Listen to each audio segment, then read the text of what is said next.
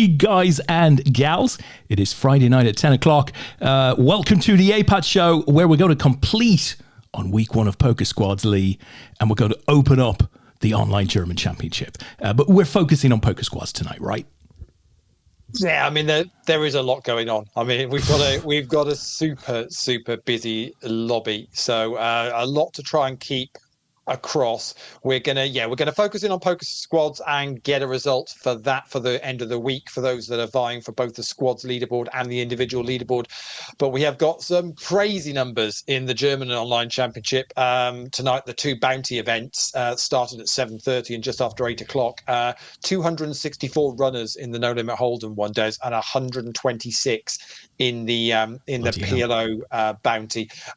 Late registration on those have closed. If you quickly want to get into something so you can really feel part of the show, you've got just under a minute if you want to jump into the final squads game of the week. It started at 9:05. It is a No Limit Hold'em bounty, $5 entry. There's 111 runners in that tonight. What time have you got? You got to be somewhere, or we could still be here when we're doing the show tomorrow night. It's great. Yeah, but 100. You've got 30 seconds if you want to get into that, and then we'll be able to give you some name checks as we follow both of those. But obviously, first of all, we'll follow the PLO that started at 8:05. That had 73 runners. It's down to 23. It's paying top 11, of course, but it's not just about paying top 11, Des. That's where the points kick in. It's about points, Leigh. Poker Squads for this, and that is what it's all about this week with Poker Squads. It is the final two events of week one. So 8 already have been put to bed, and say final ones. Late Reg has just closed on that bounty hunter.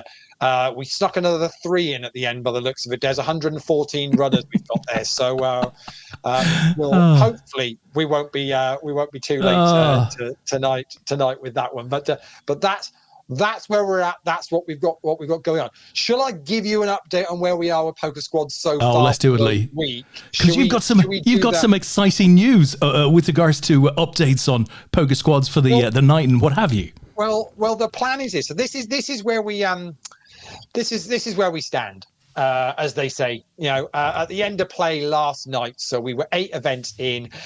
Bingo, bango, bongo.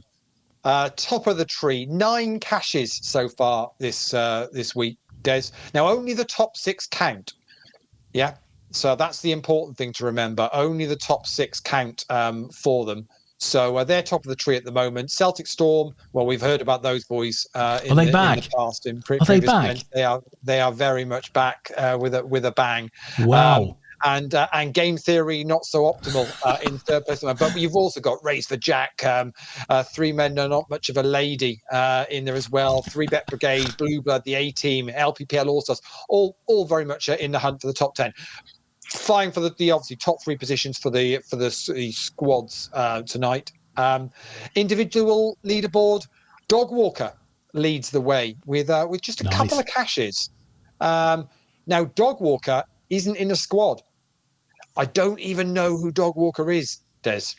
Not a clue. Not on my radar, not on one of my lists or anything. So whoever Dog Walker is, I say to be top in the leaderboard with 2 cashes means they've run deep in 2 events this week. Now, in second place at the moment is one Renot, which we all know. Tony, of course. There's only been 8 tournaments this week. Tony's cashed in 5 of them. He's slipping a bit. Leigh. That's down from his normal hit rate. Yeah, but 5 cashes out of 8 doesn't get him top of the individual, most valuable player leaderboard at the moment. To be fair, he's got a couple of those which are 1-pointers, so he's literally just stuck into the money, and he's a way to go. But that's it. Sean Snell is Queenie 85, currently in 3rd. Then we've got Donkadonk, who's Jay White. Jay White isn't in a squad. I'd pick him up, Leigh. I would try and pick him up for next week pretty quickly if I was a captain. If you take Dog Walker and Donkadonk, so Jay and whoever Dog Walker is, That's two of a four of a very good squad that could be playing next week if they can get themselves sorted and get it a go. So Luckbox is in 5th place at the moment as well. Luckbox is one of the chillmates, is Jason. So we've got Joe, we've got Jack, and we've got Jason all in a team. They're in 3 men and not much of a lady. I'll let you work out who the not much of a lady is. No, I have nothing to say about that. In all of that, and currently in 6th place on the individual leaderboard is Beanie UK, who obviously you will recognise that name, very much friend of the show, Chris Bean, who's playing in the Raise for Jack team. So what I should explain here is why the top 3 haven't got the added value, Des, because I'm sure you're looking at that and going, hell, Lee, your spreadsheet's gone wrong. We're on week 1, mate. What's going on? So basically, you can't win 2 prizes. So it's as simple as that. We don't want any of that. We want to basically give out 15 lots of $T every single week. So you can't win 2 prizes. So if you're in a squad that's in the top 3 of the squads, basically the individual prizes move down. But as was pointed out by Brendan, who asked the question this afternoon in the Facebook group, he said, so what if you've got $50 in the individual, but you've only got $20 in it? Well, we give you the better prize. So basically, how it works is if you've whichever of the 2 is the better prize is the one that you will keep, and then the other prize effectively gets added on to the individuals and drops down. So as you can see, so Rena and Queenie, so Tony and Sean are already at the moment winning $50 from the squads, so they don't get anything there. It moves down to 30, and Luckbox 21, I think, is already in a prize as well. Is Jason's already there? They're in there as well. So basically, they drop down as well. So currently, at the moment, 6th place in the individual will pick $20. Yeah, $20. $20. Yeah, fantastic. $20 for the week. Now, to give you an idea, we're paying 11 places tonight on the PLO.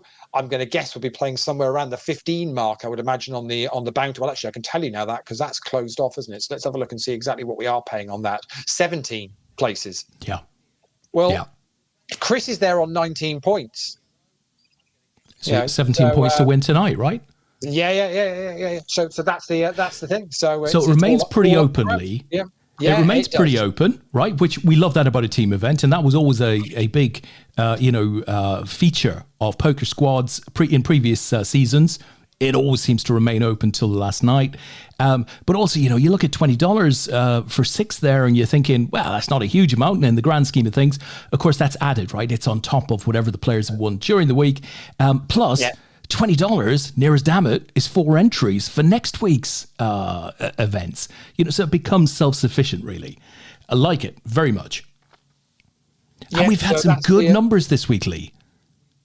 Yeah, we have. Yeah, no, it's been really, really good numbers. We've been up in the kind of, I think we started off on the Monday with 122 and 83, but it's been up in the kind of 70s, 76, 70, 80, 84, 88, 82. So yeah, it's been really good numbers all week. And of course, crazy good numbers for the championship events tonight as well, which the bounty always seems popular on a Friday night. So very much lots to still play for. So big money bounty. Up for grabs. Well, listen, let me tell you who's in the chat box, Lee, and we got to start with a bit of a corker right from the off. Hello, Des and Lee. It was offside, Des, from Mr. 40. I don't care how long tonight's stream goes on for. I don't think we're discussing that. Simon is out there feeling comfortable in himself again because we're back on YouTube.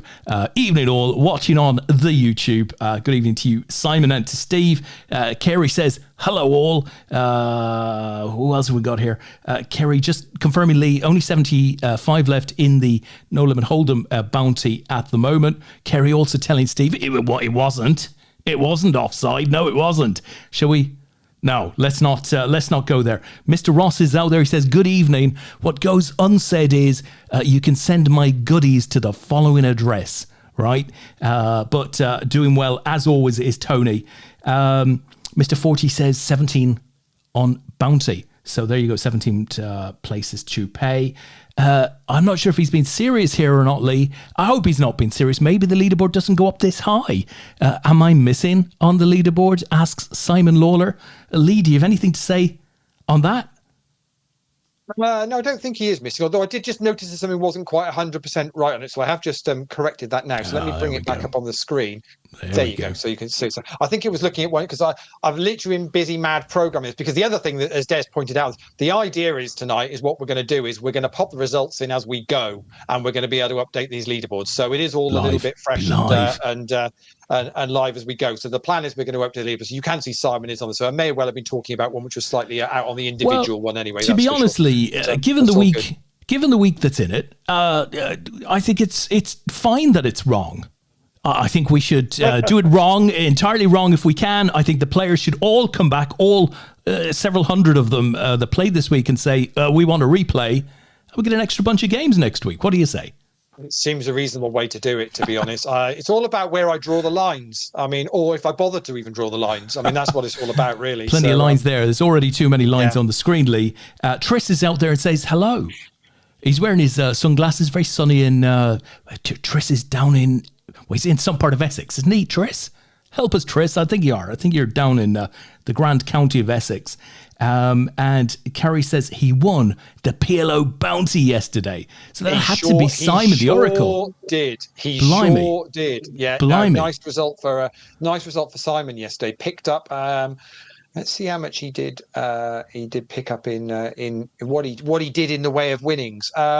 Picked up just over $100 last night. Very nice. Picked up $54 in from the prize pool, I think it was, and about another 48 in bounties. I have to admit, Lee, I do recall a picture appearing on the Facebook from Simon saying something along the lines of, I haven't won a poker tournament in I can't remember how long.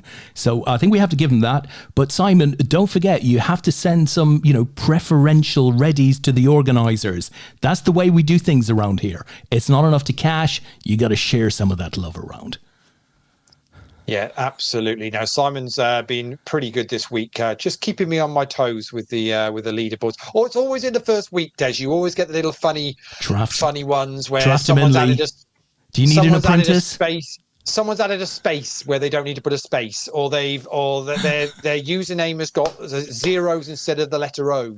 I've had that twice this week, where obviously the captains have typed in the names because they say, "Oh yeah, I'm this," and so they've typed it in. It's only when you then go and look at it because we pull the data, direct from GG Poker, literally from the mainframe. We plug ourselves in.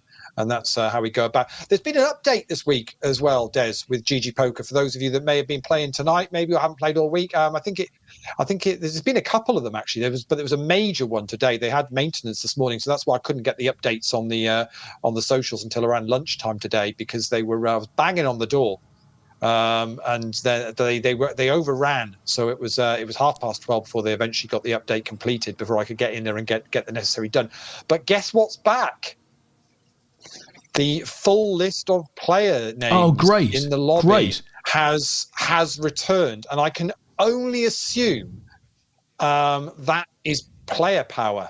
I tell you what, because they got some serious backlash from players. I thought quite constructively when this was removed because of the knock-on effect that it had with Shark Scope and other things whatsoever. And I get the impression, therefore, GG must have listened to that and gone, actually, do you know what? It's not worth whatever they were putting in as being a benefit. So it looks like the latest update today has seen all of that information back in the lobby, which I think is great. Well, so it's good news for us. It makes content a little bit easier to reach more quickly. So that is good. Guys, there is a bunch of you out there watching in tonight. Let us know in the chat box. Right? If you have any questions for us tonight, you want to gloat about something, you want to annoy us, whatever it might be, get your Liverpool jibes in now. Lee, are Scotland going to beat Ireland tomorrow night and just destroy tomorrow night's show? Is there any possibility that might occur? In the rugby, of course. There's a cracking... I mean, seriously, this weekend... you thought last weekend was good for sport. Some good games. To be honest, when Des and I pick a weekend where we say we're not going to do a show at all, boy, do we pick a weekend not to do a show at all. I mean, that was last weekend from a sporting point of view was just epic on so many levels. And then you look and see what's on this weekend, and it's just it's just ridiculous amount of choice of what to watch and what to do. Again, I'm fortunate to have Mr. Haycock is heading down my way on Sunday. Lovely. Staying over. He's working down on the south coast on Monday, so he's going to stay with us on Sunday. He's coming down Sunday afternoon, and I kind of said, right, well, we got Brighton versus Liverpool, then we got Arsenal versus Man City, then we've got the Qatar Grand Prix, then we've got the first game of the Las Vegas Aces in the women's NBA finals. So that's the first match of the finals. Playing, I think they're playing New York. I think. So I said, to be honest, we'll fit in a roast dinner. At around 11 p.m. Yeah. I said it'll be great, and that's before you take, of course. And there's rugby on Sunday, but because all the glorious ones are Saturday, are playing on Saturday, and obviously some matter more than most. And of course, the Scotland Ireland game, it's still, I guess, it's there for the taking, isn't it? Really? Too right, it is. I don't think the England and the Wales games necessarily matter really. They're both going to go through, so ideally they want to get the bonus point and top their group, but ultimately, that's the way. We'll see what happens. But of course, the Ireland Scotland game is very much up for grabs. Yeah, I agree. Are you at all nervous about it, or do you feel it's? I mean, on paper, it shouldn't be much of a competition. Yeah, in reality, but it's Ireland versus Scotland. In reality, you can't be that nervous, because again, if you have pretensions to reach semis and finals and stuff like that, then you got to be able to beat Scotland, right? They've had a magnificent sort of last year, but you've got to be able to beat them.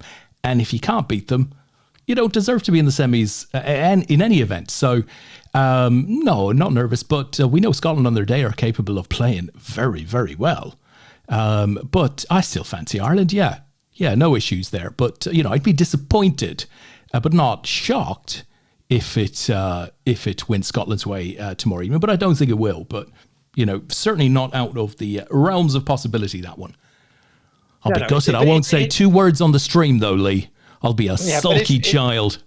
It's no different than I don't know how much of the Ryder Cup you watched last week, but coming into that Sunday into the singles, and you're thinking, well, this is in the bag, and then Europe pops some early points. It's all blue at the top of the leaderboard in the singles. You're thinking, well, this is a no. Yeah, there was still a little bit of a sweat there, wasn't there? Sea red. It was a sea red in the middle order, all the way down. It wasn't comfortable. Well, I tell you, in the last four games, Europe were up in 2, but by a shot, and the US were up in 2 by a shot, and they were the last 4 games. You were talking about the last 3 holes of the tournament. Europe had lost those 4 legs, and they'd lost it. They'd lost it. Yeah, it wasn't at all comfortable, really, to watch. But it's a great result, and thoroughly deserved it. I thought it was some epic, fantastic, epic golf absolutely to watch. Fantastic, very, very, very good indeed. So let me give you an update on where we are with the squads games. We've got one of the PLO tables open at the moment, which has got sat on it one Kerry Bear, friend of the show. Kerry is going to be on the show 2 weeks tonight. Wow. So she's going to come on in 2 weeks' time, along with Neil Vickers, one of her teammates on squads. So they're going to come on in 2 weeks' time for the final day of squads, which will be week 3 of squads. Apparently, Neil is a Liverpool follower, so the 20th should be fun. Let's do it. Yeah. So we'll see what happens there. So on this table is also Lockbox 621, who I think I mentioned earlier on was Jason Chilmaid. Queenie 85 is also on there as well, which is Sean Snell. Let's see who else is left in that tournament. So on one of the other tables, the snapper Brendan Byrne is still going strong. Beanie UK, Chris Bean is still going as well. Shamble G's is still doing the business. Shamble G's is I think it's Tom, isn't it? If I'm right, yes, it is. It's Tom Clark. So Tom Clark is the non-Chilmaid player in 3 Men and Not Much of a Lady.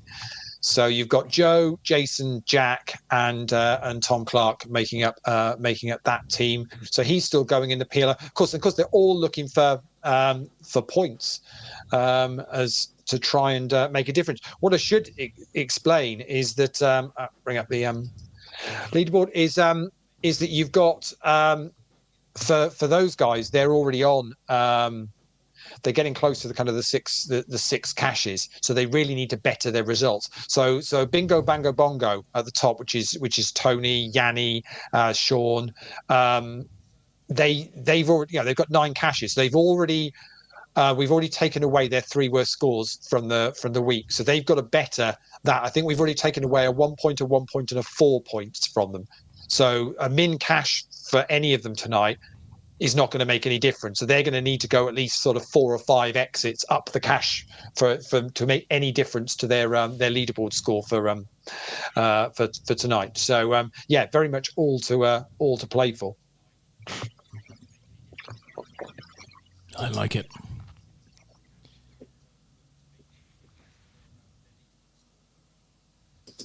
Oh, some egg of some sort has been thrown across the table early. It's unacceptable, really, isn't it? It's not... keep going like that, and GG is going to have no choice, Lee. You're going to have to expel you, sir. That's Randy from Canada. Canada, the home of the harp, Lee. Randy from Canada. Hi, I'm Randy from Canada. I mean, I'm curious to know what players make of. Obviously, we've kept these open, so so we've got players from all over the place playing. It increases the prize pools of a night, and I guess ultimately, it makes it more enjoyable to play. So you're trying to kind of obviously avoid those players that aren't necessarily involved in squads, and obviously the added value is only available to UK and Ireland players for this particular promotion for the next 7 weeks. So it's kind of, there's an impact on that as well. But curious to know how players find it. Obviously, lots of players in the championship events that are playing from all over the world, and we seem to be for what's a $25 tournament on a Friday night, we seem to be attracting players in who enjoy the structure and want to play the tournament. Yeah, it's good tournament, good structure, right? Yeah. Lee, having all of these international players in poker squads, a bit like Squid Game, Lee, adds a layer of complexity. I think we should call it poker squids. Could we? Could we just redo all of the marketing collateral and call it poker squids from next week? I'll get my Tipex out. We can do that. Yeah, that won't be a problem. Yeah. I died on the river. I mean, there's all sorts of possibilities here. Shouldn't be an issue. So we're down to 15 players now in this PLO. So we've got 2 tables open. So I've got them actually both on the go. So this is table Carey with Jason and Sean on it as well. Then over on the other table, all in is one Frank Bailey is all in. Come on, Cormac. He's up against USA and off. And I think he's going to be in a good spot. There we go. He's taking that. Frank's going to get a double up. So we only had 4 bigs before that, Des. So, but to be fair, I didn't even need to tell you that. The minute he's I told comfortable you in that space, Lee. You knew that was going to be the case. So on Frank's table there, we've also got the snapper, which is Brendan, Beanie UK, which is Chris, and at the bottom of your screen there, Thinsy 147, which is Colin. Colin, yeah. Lee, cash bubble in the PLO bounty. Kerry's asking, do purple names mean GG pros? Can't say there's going to be too many GG pros in this, but who knows? Steve is proud of the fact that in the No Limit Hold'em he's just knocked Jack Chillmaid out. Poor young man. Holdy said it's a good thing that it's open to all. So I think we'd agree with that, Michelle. Thank you. Kerry saying she flopped a straight and a straight flush draw. Superb. Steve had a question. Lee, I do prefer real names. Any chance of team squads with real names as well? Obviously, there's some challenges in that. Yeah, all sorts not of an easy challenges, one privacy to do because simply because the GG's not really set up for that, so it's not an easy one for us to be able to do. Obviously, in previous formats of this, we've been able to do that, but I don't think it's going to be possible. So I think it's just going to be a case you're going to have to just get used to the screen names of those that you're up against. I have published all of the squads on the website, so if you go to apat.com/squads, you can just search for your team, other teams, any particular name, whatever you want, and you'll be able to find them all on there. So yeah, you're just going to have to get used to them in the same way that we're having to do that as well. Should just give a shout out to the PLO bounty, as Mark pointed out. We are down to 18 players in that. It's paying top 17 tonight. Des, prize pool is just shy of $3,000 in that one. So they're down to 18 runners in that. I haven't got enough space to get all the windows open to see all of the tournaments we've got, because we've got 4 on the go at the moment tonight. So the No Limit Hold'em one is well into the money now. That's down to 27 players. That was paying top 39. Just over $6,000 in the prize pool for that. So we've nearly 10K in those 2 prize pools tonight for those. We will keep an eye on those and hopefully try and say when we get down to the final tables, we'll see if we can give some name checks to anybody that's playing in those tonight, and make sure you don't miss up. But if you're playing in something or you're running deep in anything, stick it in the chat. Let us know. Let us know. So. Leigh, some feedback in the chat box with regards to the purple names. So Kerry's saying, first of all, no, they were in the championship game, so they weren't in the squads games. Fair enough. Holdy, Michelle says, I thought purple names meant they were in the stacking box. But Joe comes back with, I think purple names are people who are streaming on Twitch. Right? So that could well be right. What has happened. That would make sense, wouldn't it? Yeah, so if they've got themselves properly linked up, then they could well be doing that. That would make a lot of sense. There is a setting for streamers, apparently. Actually, that's interesting. We should take a look at that setting for streamers. Cool. Well, there is. I think that I've said about it. You can switch streamer mode on, which basically removes your cards from the. They go into a separate thing at the bottom. Okay. So that's quite handy. Yeah, so that's quite nice. We like that. Sean Snell all in on the other table, and he's been done by runner 5s. Oh, ouch! By Storm Error, who's going to take that one down. Who's chip leader, and so Sean is going to miss out on the points tonight for Bingo Bango Bongo. So no points for Sean tonight, unfortunately. And I think that will mean that's Bingo Bango Bongo, I think, all done for the night. So they're not going to improve on their score of 61.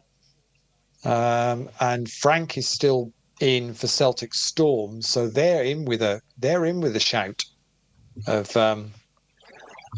maybe 13 points. Frank would need to pick up. He's not going to get 13 points from this tournament, but obviously we have got the final tournament of the night as well still to go.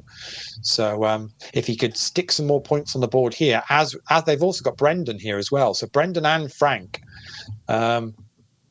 looking to try and get some more points on the board for Celtic Storm here. They've already got 6 caches, so they're going to need to better their previous results to add to their score. They're 13 points behind Bingo Bango Bongo at the moment, so they're on the hunt. Des, we've seen this before on the last day of a weekly leaderboard. You kind of know what it is you need to do, and you try and hunt these in. If one of these two could go, get in the top 2 or 2 or 3 places here and stick a good sort of 8, 9, 10 points on board. Yeah, with the experience they have, Leigh, you wouldn't bet against it either. You would not bet against it. No, and of course you've also got say Jason Lockbox 621 that's trying to add points on for 3 men and not much of a lady. So still very much all to play for here. But we're down to 13 now, so we're just 2 off the money in this PLO game, and the No Limit Hold'em bounty that started at 9:05 is already more than halfway through the field. Des, you'll be pleased to know. Because I sensed when I told you 114 runners, you feared for your beauty sleep. I feared for the night, Lee. I've got to say, Sean, bless her cotton socks. She's at a comedian called something in Glazey's. He's a fluffy guy. I don't know if you've ever heard. He's on Netflix. Does things like that. Giorgio or something in Glaze. I don't know. Gabriel maybe in Glaze. Anyway, she's at the O2, Adam, right? So okay. Got a couple of friends. And she was leaving at about 4:30, and I said, "Crikey, that's a bit early. What time's he on at?" And she said, "Well, he's on at 6:30." I said, "No way. There's no way comedian at the O2 is on at 6:30. So I did a little check, and sure enough, it was doors open at 6:30. Well, that was fine. They were going to go for something to eat and what have you. But she sent me a text a little while ago at about 9:45. I think the guy still hadn't come on. Oh, wow. What? Really? It's like he's got a couple of warm-up comedians. I reckon he's got very little material. He's going to come on for about 30 minutes. So Carey points out quite rightly that she's trying to add points on for Game Theory, Not So Optimal. Still in both at the moment. And of course, she says, yes, he's a big comedian from America. Apparently, I can't remember the guy's name. She showed me a couple of, but he's too nice. He's too nicely. I need my comedians to be, deadly Lee. So Frank's got another double up here, so he's up to 16 bigs now. Brendan's on 21 bigs as we're on the money bubble now here in tonight's PLO. So it's kind of they're sitting 8th and 6th at the moment of the 12 players remaining. It kind of feels like they're in a pretty good place here. To be honest. This is your classic team dynamic now, Lee. One would assume that they'll want to keep each other in. And we saw what happened at the WCOAP team championship. Well, I was going to say, do you remember when Germany as Brendan took races Germany under the out? gun, so Frank pots it from the button. Well, here we go. Let's have a look. This will test the theory, Lee. Yeah, let's see what Brendan does. Come on, Brendan, with your mutant shamrock. There's no way he's calling. He lets that go. He lets that go. They are playing hand for hand at the moment, so we are just in that process with the 2 tables left in this one. We are hand for hand. So, but the thing with this is you want to be looking at some of these players. So Diav, who I don't think is in a team. Jack Hudson, bottom of the screen there from the UK, not in a squad. It'd be so easy to put a couple of squads. There's quite a few players that have earned points this week that have played squads that aren't in a squad. That, to be honest, if they'd have actually just got 4 of them together. Well, here's the thing, Lee. Because we had a lot of thread, right? Players saying we put up that thread. I can only play. I can't commit. Can't commit. Maybe a day, or can't commit to. You don't need to commit. No, loads. like Just 2 evenings, you and together. You can help your team to the top.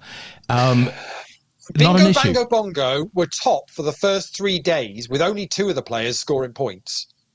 Fair play, it was good Sean points, and obviously. Tony doing a blinding job. But yeah, you don't necessarily need to be scoring loads. If you look at the bottom of that, let me pop the leaderboard back up to show you. You look at those teams in 8th, 9th. They've just got 1 or 2 cashes so far this week. It doesn't need much to get yourself on that top 10 of the leaderboard, where you're kind of not a million miles off picking up some added value. So yeah, it's very doable. Just reach out to some people and get some screen names and come up with a team name and stick it on the registry page. Just go to apat.com/squads. Yeah. Takes 30 seconds to pop your details in there, and then you're added onto the leaderboard, and then we do all the rest. You just say, as long as you've typed it in right. Lee, listen, get a load of this. If I had the sad music, Lee, I would play it for this. Tony says, squads games could do with starting an hour earlier. It's hard work making final tables at midnight and then having to be up at 6 a.m. What is that? Is that like, that's not getting it quietly, is it? That's like being all out there. Well, I got to do these final tables every night, and then I have to get up early. Well, he'll be pleased to know that I've got a funny feeling when the clocks go back. that you might find that it all starts an hour earlier. So 2 hours, Lee. Let's go for 2 hours. I'm with Tony quietly. You've just got to you've got to just sit tight for a couple of weeks, and then I think it will do exactly that. We did actually have them set at 7:05 and 8:05, and for some reason, when something was getting changed over earlier on in the year, they got flicked to 8:05 and 9:05, and it was the summer months, and we just kind of went, well, actually, do you know what? We'll leave it. That's fine. We'll see if we can get that changed. But there is a lot going on. You think that the lobby's busy at the moment with APAT related stuff. We know about some stuff that's starting this week, which I don't think we're even allowed to say about it yet. Do we, Lee? What the hell's starting this week? Because there is starting this week, and we haven't told people. No, it's not. It's not us. It's thank God. GG. Thank God for that, Lee. I know what you're talking about. I know what you're talking about. But it is related to Poker Squads. Look out for this. I think hopefully you should get some emails and bits and pieces on Monday about it. Yeah. But a really, really cool little promotion coming from GG Poker. Keep your eyes peeled for that in your inboxes, and we will put it across our socials as well to let you guys know when that's happening with some more value on top of what we're already doing. So we're already doing $500 of T-dollars every single week for the next 7 weeks. Already doing that. Well, GG are adding on even more for something else related to Poker Squads. Is it like a free pack of David Beckham kitchen utensils? Very much that. Very much that. Is that related? Because have you sat and watched the documentary? Is that I certainly have, Lee, and I was impressed at the young man's cleanliness. It is second to none.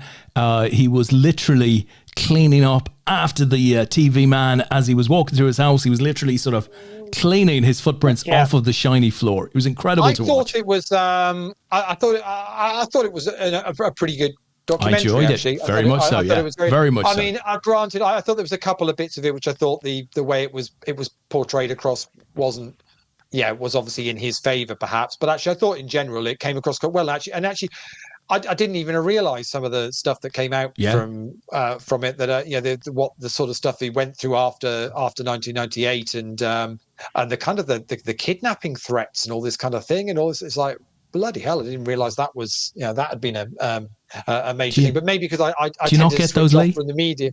Do you not get those? No, I've got. You've not been at APAT for long enough, Lee. Once you you cross the old 15, 16-year mark, you get those. You get those a lot. Send me my medal or I'll kidnap Tom Brady. I'm not sending any medals. They're threatening to kidnap your children. I mean, like, wow, okay, right. Listen, I'll leave them. Yeah. I'll leave them at this corner. Come and collect them. You can have them if you want them. Yeah, if you want them, you can have them. But yeah, very good. So it's on Netflix. It's 4 parts. So I think they're about an hour long each one. So yeah, highly. It's very good, Lee. Well worth.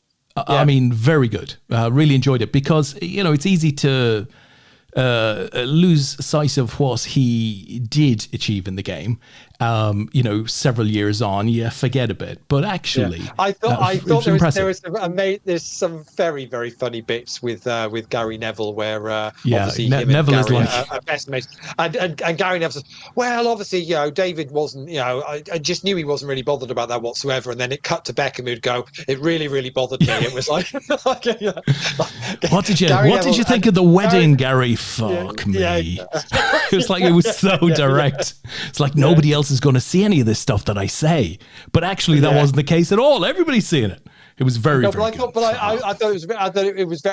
actually the players were very relaxed. I think it's his own production company that might have done it, but even the stuff with Figo and Roberto Carlos and Ronaldo and just absolute top quality. It was but the joy from those boys when he was brought in from the cold, having got the Fabio Capello treatment, it was amazing, absolutely genuine. Absolutely genuine. And I thought even the bit right at the very end with the LA Galaxy deal and the LA Galaxy owner, when he was trying to say, well, I want to stay at AC Milan, he's like, that's not happening. We're not having that. We own you.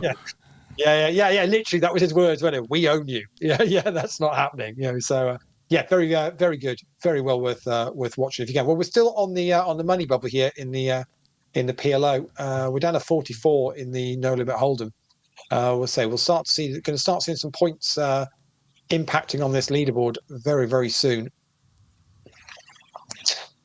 I'm gonna guess. Let's have a look and see where we're at with the 2 championship events. And don't forget, if you've missed out on playing the championship events tonight, we're down to 16 in the PLO now, and so the bubbles burst in that, and 17 in the No Limit Hold'em. We do all of that again tomorrow night. Des and I will be back for the show tomorrow night, where we will focus in on the 2 freeze out championship events. $25 buy-ins for both of those. The satellites this week have gone really, really well. So if you want to get into any of the APAT events, so whether it's the $5 daily events or the $25 championship weekends, we've got satellites running every single day. So at 5:30 and 7:30, there's a $1 satellite, which can win you a $5 ticket. Then you can use that $5 ticket to either buy into one of the daily events, any of these Poker Squad events that are run at just after 8 o'clock and just after 9 o'clock every night, or you can use those $5 tokens to play another satellite to spin it up to a $25 ticket. And a $25 ticket will get you into any of the championship weekends that we've got. This is the second of 6 that we've got scheduled for this autumn. They're pretty much every fortnight, or they fit in right after any live events we've got. So obviously we've got Malta coming up, and then they end with the weekend after Poker Squads when we're up in Nottingham, which is the first weekend in December. So basically, this is the second of 6. So you can have another 4 opportunities. Those tickets stay valid. So if you've got some spare time and you want to jump into a satellite, again, the satellites seem to be populated globally. So we're seeing players from all over that are trying to win tickets to play some of our events during the week. So there's plenty of value. I think the $5 one tonight for $25 got something like 7 or 8 tickets. I think we guaranteed 2, and I think it got to seven tickets, something like that. So super good value to play them. So you're only looking like a 1 in 5, 1 in 6 spin up. So, which is doable. So it shouldn't be a problem. I tell you what, Lee. Beanie, just watching Beanie UK all in just there. Just watching Chris taking the chips. Get a double up through Jack Hudson. So Jack's currently 3rd in chips at the moment. You want to say Jack Hudson? He's not in the squad. He's from the UK. Don't know whether he's an APAT player. Don't really know. So well worth trying to tap him up. Tap him up. Tap him up. Absolutely. Tap him up. That is exactly what it's about. Going into the chat box, Lee, Carrie gets her last kick out at Tony Ross. Said, damn morning, people. I get that. Mr. Forsey says, have you watched the Doyle tribute on PokerGo? I can't say I have. I saw that he put a post up on the Facebook group. Haven't seen that, Lee. It is something I'd like to see. So that was what they did in the summer. So the World Series, I was right? out there in Vegas, I didn't go to it, but I was on whilst I was out there. I mean, it was absolutely packed. So to be honest, but basically they recorded the whole thing, and they've now put it out as for everyone to get to watch. And I know those that were there said it was well worth checking out. So well, thanks to Steve for popping that up. Lee, didn't they announce something fairly recently? The 2nd of October. In America, they've got Doyle Brunson Day, 10-2, of course. They're having the same day, I think, in February in Europe. I don't need to explain that. No, you get it. It was okay. It was weak. I admit that. But I thought it was nice that they had a Doyle Day in poker. So I don't know how something like that might build. Yeah, I don't know how it. I don't know how or why it necessarily felt that it needed to come out. And I don't know. It's. I don't know how I feel about it. It's I suppose it's a kind of a nice thing to celebrate his life, but at the same time, whether it's just something which will happen year after year, or whether it's just it was done the first year after his passing, and then it'll kind of that'll be it. I'm not really sure, because some people just kind of jump on the bandwagon with it a little bit, and I'm not quite sure whether it's there. But Jason's all in.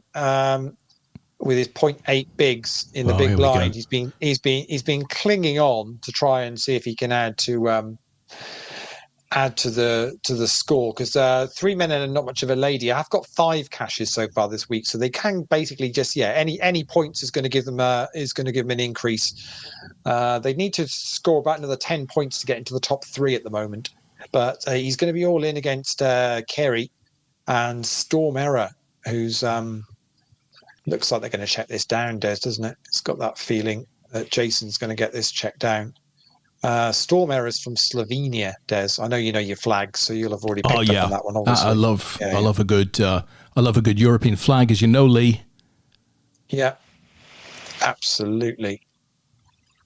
Kerry's decided to fire out on that with 9-10 Jack. You've got to assume she's got Ace King in her hand, or maybe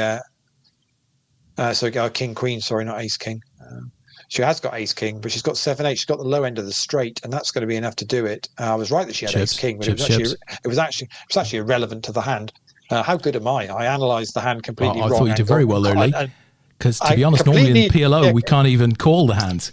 Never mind analyse them. I completely analysed the hand incorrectly as to what was going on, but actually called exactly what she was holding. I mean that's skill. To be honest, you see that a lot in football, Lee. The pundits get it completely wrong, but because they're so steadfast in the way they say it, they never admit they're wrong. Yeah. It's almost as if these guys they're really good. I think, did he get that wrong? He couldn't have. Yeah. Shame would have meant he'd have had to say, I got that wrong. What was really weird is I wasn't really watching the football last week. I wasn't paying massive attention to it, but I happened to see the obviously you were down to 10 men, and then obviously the goal that was chalked off, and I only saw it at a bit of a glance, but on the first replay without any, I straight away just went, well, he's onside, isn't he? Oh, that's going to get given. Oh, a bit like, oh well, okay, Liverpool have gone one up with 10 men. It's going to get given. To the naked eye, it was an obvious, and I then wasn't paying any attention, so I didn't really watch anything else. And it was only then later on in the game that I realised. I think it might have been after the game that I actually realised everything was kicking off over it. Because I just assumed at the time, oh, that's going to get given. And I went on to do something else. I didn't even pay any attention to it. Crazy. Absolutely crazy. Brendan is all in and is going to get a double up with the aces are going to play. Carey's in a really good spot now. She's second in chips on 44 bigs. So we're down to 11 now, Des. So the bubble has burst. So these guys are all in the money. Minimum cash here is $11. There's $90 up top tonight. $5 comp. It's not bad, is it? It's grand. $90. Yeah, it's grand. At the end of the, I mean, crikey. That's a decent Saturday in town, that. Steve asks, Lee, what do game theory, not so optimal, have to improve? So are there points they will drop? Are they going to sort of add to their score? What do they have to improve? They've already got 6. So let's quickly bring that up so you can see. So they've already got 6 scores in the bag. Yeah. So basically, they only need a couple of points, though, to get above Celtic Storm. So I just would need to work out what their lowest score is that game theory will need to improve on for it to count. But they're going to be in the very much in the mix. They're only going to say a couple of additional points. Where Kerry is at the moment is a good place. It's all a bit. It's all a bit theoretical anyway, because of course Frank and Brendan still in for Celtic Storm, right? Yeah, exactly that. So it will require a little bit of calculation just to work out what points we're scrubbing off for them when it comes to the end of the end game. But that's where they find themselves at the moment. It's going to be close. That's for sure.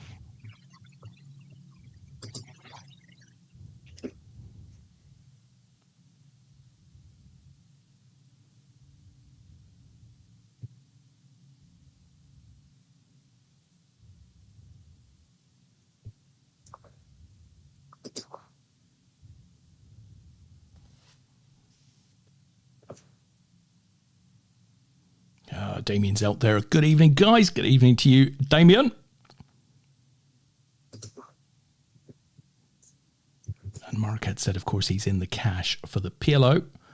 He's even got a bounty, Lee. He's got a bounty this time. Do you remember? No bounties. He went out in, I want to say he went out in 5th last time out. 5th or 6th. He got no bounties, though. And he must be in absolute paradise, mustn't he? I would have thought so.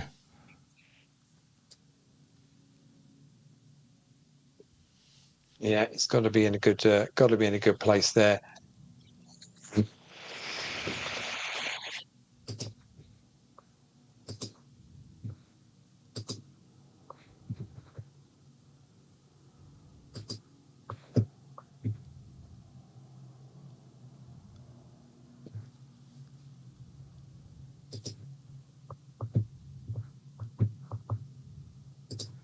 like you've got a near-death patient there, Lee. All I can hear is ta-dum, ta-dum. Yeah, no, I'm just very quickly putting something in place just so I can very easily tell you what the situation is going to be points wise. So Celtic Storm's got 6 points, 6 scores already in the bag. Their lowest is 3. So they've got 3 and a 5 and an 8, a 10 and 2 11s. So they're in a nice place. Game theory not so optimal. They've got their lowest ones are a 2 and a 3. So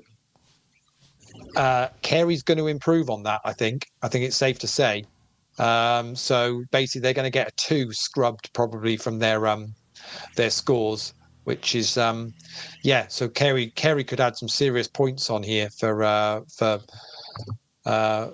not so game theory not so optimal. And if I just bring back up on the squads to show you where they are, they were only 2 points behind. So we know Celtic Storm are likely to add to their scores as well, and both of them could get quite close to bingo bango bongo here, going into this final game. So very much all to play for. Lee, is that based on fact, or are you like Donald Trump and just making all of that up for the clicks? No, I've just built in a team filter, so I can very quickly filter by team to know exactly who's got what their scores are, to be able to adjust what I need to adjust when they get over 6. So it's all. Will you be part of the service. deleting those records a little later tonight? No, I will be taking them to my holiday home. All the paperwork, everybody's full details. I've got addresses, date of births, mother's maiden names. I've got those 3 numbers on the back of everyone's credit cards. I've got all of them. Got those. All Fantastic. of them. And what I tend to do is I pop them out on some paper, spread them around. Few in the downstairs loo, just stack them around, and for anyone who wants to see that, that's what I tend to do. So it'll all be up for grabs. So did you see the news Did you see the news this week? Obviously, with what's gone on in America this week, Des, have you been following this? Lee, I'm not sure if I've been that in touch with America this week. What's happening over there now? Not? He's in court, isn't he? I mean, Lee, I enjoy it for a laugh, but I don't want to get too deep into it because, I won't be able to watch the mini-series when it comes out on Netflix in 2 years' time. I'll know everything. First things first, players are on a break. We are 5 to the hour, so we are down to. They've changed. What the heck? That flicks around as well. Does that flip between Total current winnings? table and? Oh, look at that! Current table and ship leaders. It moves. Look at that. Nice. Okay. So you get the chip leaders, screens. And then it takes you back, to your current. So that's new, isn't it? Yeah, and then it takes you back to the current table. I quite like that. That's nice. Okay, good. Progressing. And shows you what, and it shows you the total winnings of the players that are on your table. That's what that's doing. Oh, I like that. Yeah, I was wondering what's that, but now I get it. So did somebody have 41,000? Jack Hudson's has won 41 grand on GG Poker. Snap him up, somebody. Snap him up. Absolutely. So yes. So did you not see them? So the speaker, I think it's the speaker, was voted out. So he's gone. What, McCarthy? Yeah. So they got rid of him. Yeah. So they got rid of him, and so they're now trying to work out. Well, okay, so who goes in as speaker? So basically, they basically sent Trump in. That is exactly what a number of people have suggested. It doesn't need to be a current. I don't what would it be? A current kind of that's in the house. It can be somebody else. Does it matter whether you have your freedom or not? But apparently at the moment what they're doing is they're locking down. They're not going to free up any budget. They're basically not going to fund the government. So that the house they're not going to fund the government. Yeah. So but McCarthy's gone. So that happened this week. Okay. So it's. And have you seen Mitch the Glitch? Not No. not recently. So Mitch McConnell is this guy. He's 85, and some of them are quite. I mean, I say 85. He sort of looks about 85. He might be younger than that, but every now and again he glitches. He's put out in front of the cameras. He's got something important to say. He says a couple of words, and then he stops. For 20 or 30 seconds, just stops. Super, super happy because after about 5 months, John Oliver is finally back with. He's got lots of material now. Well, obviously, with the writers' strike, they basically couldn't do anything for 5 months, but they did the first show, return, and of course did a ridiculous catch up on everything that had gone on for 5. I mean, seriously, it's a very good 40 minutes if you want a kind of a catch up on what's been going on in the world with his take on things. Absolutely super. But that's always my go-to weekly fix on what's happening across the pond. Leigh, listen, it's been a while, but I've got to play this, and I will then tell you why.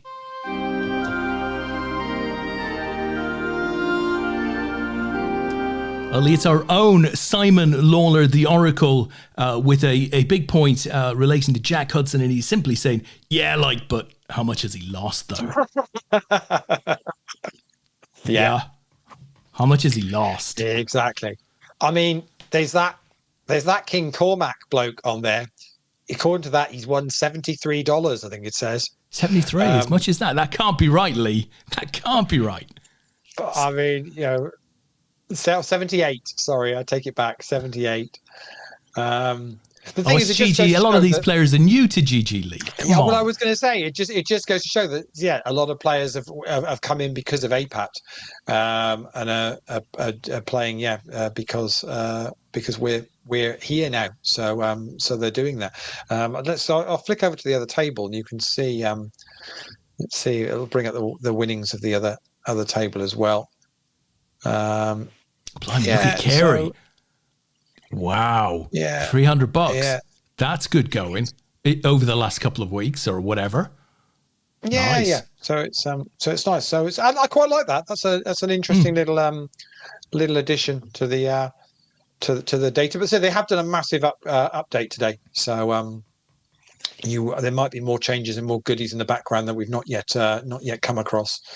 I see there's a new tab called Road to Paradise. Des, are you offering satellites to Nottingham or something? Leigh, have I missed something? Yeah, is that what it is? Leigh, what can I say? The big question of the day appears to be: are you going to the World Poker Tour, the World Series of Poker, or you go to Paradise? You go to EPT Cyprus? Where are you playing in December? What are they going to play? Where are they going to play? Yeah, and all that malarkey. I mean, all I know is that I've had certain individuals that have been kind of nearly begging me to just stay out in Vegas come November, and I've said I've got to get back because we've got poker squads in Nottingham. I've got to come back to the UK. I've got no option. That'll be the big one, Leigh. Here for it. That is going to. Well, of course it will be. It's the one that everyone's looking forward to. Yeah, it is what everybody's looking forward to. So, I mean, to be honest, if the WPT wanted to fly me back out to Vegas for December, I mean, I can run that one past Jen, see what she thinks. But other than that, we're going to be done come November, I think, and that'll be me done for poker for the year, I think, pretty much, other than what we've got happening online. Yeah. You say that, Leigh, but let me tell you, my friend, you're not going to be done at all. We have a lot of other stuff happening, and we're going to need to get some testers soon, Leigh. Should we put out a blind request for we need, I don't know, about 5 or 10 people to test something that might be coming soon. That's what we should do. Is this like a COVID test? Well, it doesn't involve injections. It doesn't involve injections or any life or death decisions, Leigh. Are you going to make them stick something up their nose and then have to wait for 30 minutes? Is that what you're going to do? I mean, is that the plan? I'm not sure. I think you'd have to play for Juventus to get that sort of request, Leigh, is all I can say. What's happening with Man United players? Can we still call that man a Man United player? I think we can. To be honest, we've gone from how have we let him go on a freebie again to go. I'm glad we let him go on a freebie. I mean, he must have been doing that business when he was with Man United, and you just didn't catch him. Who knows how many of your players are up to that? They're up to all sorts of shenanigans. Your players. Well, I would imagine it's not just our players, but that's for sure. Didn't Ferdinand avoid a drugs test once, he did, allegedly? Yeah. When he was playing for United. I mean, which he's claiming was a genuine, sure he is. Timing, yeah. But I'm not sure how. I don't know how much of this gets kind of just dealt with behind the scenes, or how much it's actually. Well, he had a ban. Didn't he have a semi-serious ban or something? Yeah, he had 8 or 9 games or something. Might have been even 8 or 9 months. Was it? I can't remember now, but Brendan and Chris are all in. Brendan's going to need to hit, and he's not hitting that, and he doesn't. And I think Chris is going to scoop that, puts Brendan down to about 10 bigs. As we lose another one on Carey's table, so my account finishes in 10th place from Montenegro. Great spot. Account. So you have to bear with me on the stream, because we're back to this thing now of a night where I'm busy typing exits as they happen. For those that watch the show during lockdown, you'll be used to this kind of thing going on of Lee's not concentrating on the camera and there's tapping in the background. That's me getting results in, so we can basically we can keep up to date with the scores and show you updates as they happen, so to speak, from the poker squads this week. And don't forget, if you want to get involved in poker squads, then this all happens again from Monday. So the leaderboards go from scratch from Monday. All the poker squads that are already registered will be carried forward into the following week. But if you want to get involved, whether it's 2, 3, 4 of you, whatever you want to do, or playing individually, it's very simple to do. It's free to enter. UK and Ireland players. Just get involved. Go onto apat.com/squads. You'll see all the details. You just need to pop in your screen names. We do all the rest, and we give away $500 worth of T-dollars across 15 different players throughout the week, each and every week for the next 7 weeks. This is the first of them. As we just lose Randy Michael, UK4 from Canada. Well played, Randy.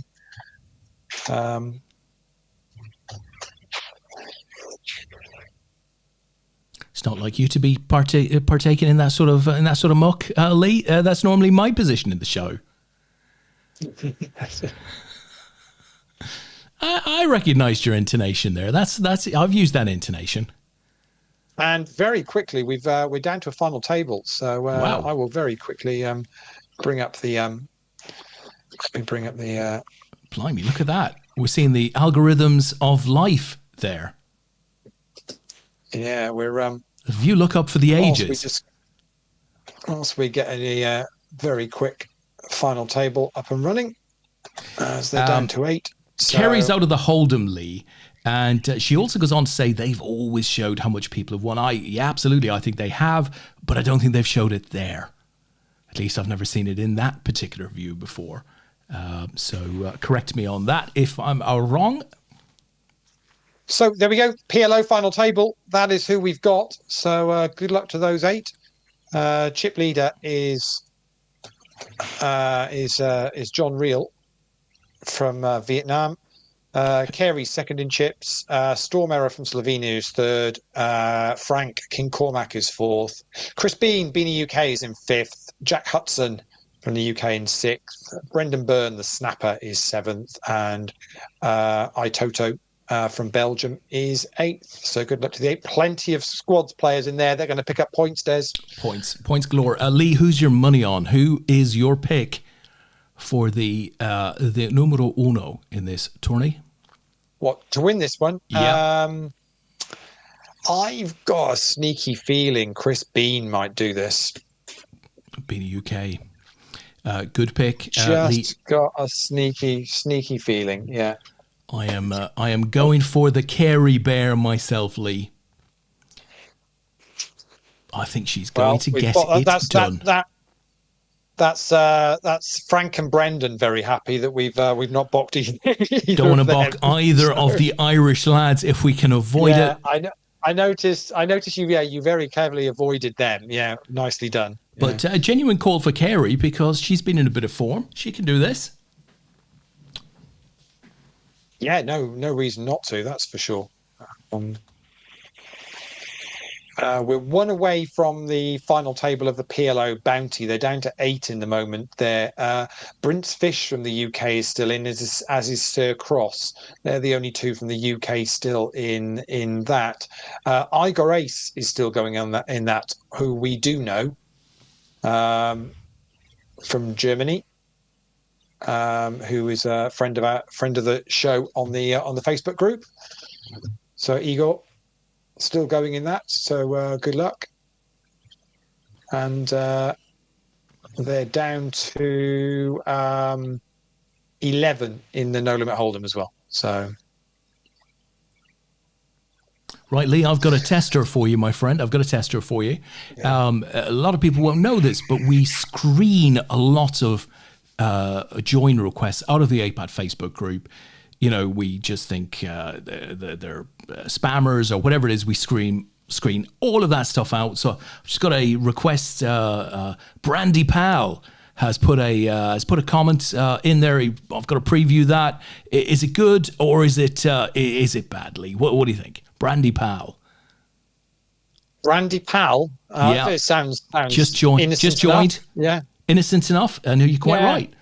Colin Thinsey McCarthy, you've made my day. So we are going to allow that. That is approved. There you go. What a great name, Brandy Pal. Yeah. Normally I'd be suspicious of that. I think that's American. It's like for crypto glasses or something. Who knows? So Steve's very disappointed with me that I'm using Excel. No, or does he not realise that I run my entire life via Excel? Everything I do is done via Excel. You'd be amazed what I can do with Excel. There's not a lot I can't do with it, to be honest. So it works perfectly well for my needs. Lee, I am sure. So we lost Jack Hudson there in 8th place, Des. So we're down to 7 now, and say, wow, yeah. Chris Bean got the chips from Jack. Riveter straight. Chris just look box to hand. I'm told. Well, I wouldn't go that far. He was in a good spot. Let's not be critical of Chris. He's the sort of player that the experts would back to win this. So Kerry's only disappointed that you've backed her. So it's obviously it's going to go wrong. So. I can see she's leaking chips already. She's lost a third of her stack since I picked her. Oh, Kerry, come on, do this for me. Do this for me. Lee, I'm on the point of receiving access to ChatGPT voice. I'll be able to talk to it, ask it questions, carry out some form of intelligent conversation. Well, at least from its side, I'm going to move one of the kids out of the house and give it a bedroom. That's what I'm thinking. I mean, how cool is this? Not a bad idea. ChatGPT voice, Lee. You'll be able to talk to your phone. Mean? What does it mean, Lee? What does it mean? Well, I've already got Siri. What's I don't know what. Come on! You can't have a discussion with Siri, Lee. Please. I'm not sure, Lee. I got to be honest. I'm not sure. I'm not sure. Is it going to make any more sense than the APAT show does? What do we think? Well, we might invite it onto the APAT show one night. Maybe ask it some questions. See, what the viewers think. It might add a level. You can tell Kerry. Yeah, you can tell Kerry we're going to ChatGPT is going to actually host the show on the 20th. Yeah, that's the plan. So brilliant. And we'll see what happens. Steve said, I've just done 2 players dirty. I didn't get the accent right on that one, Leo. That feels it should be more East End. I just done them dirty. Yeah, done them dirty, mate. Their aces versus my jacks. I'm turning slightly Australian here. I turn a jack like a Wyman in the World Series of Poker main event. Knocked 2 out. Straight out of a Guy Ritchie script, that, Lee. So he's got jacks in against He's got Jackson against aces and aces. He was up against 4 aces, Lee. 4 aces he was up against, and his jacks won. Wow.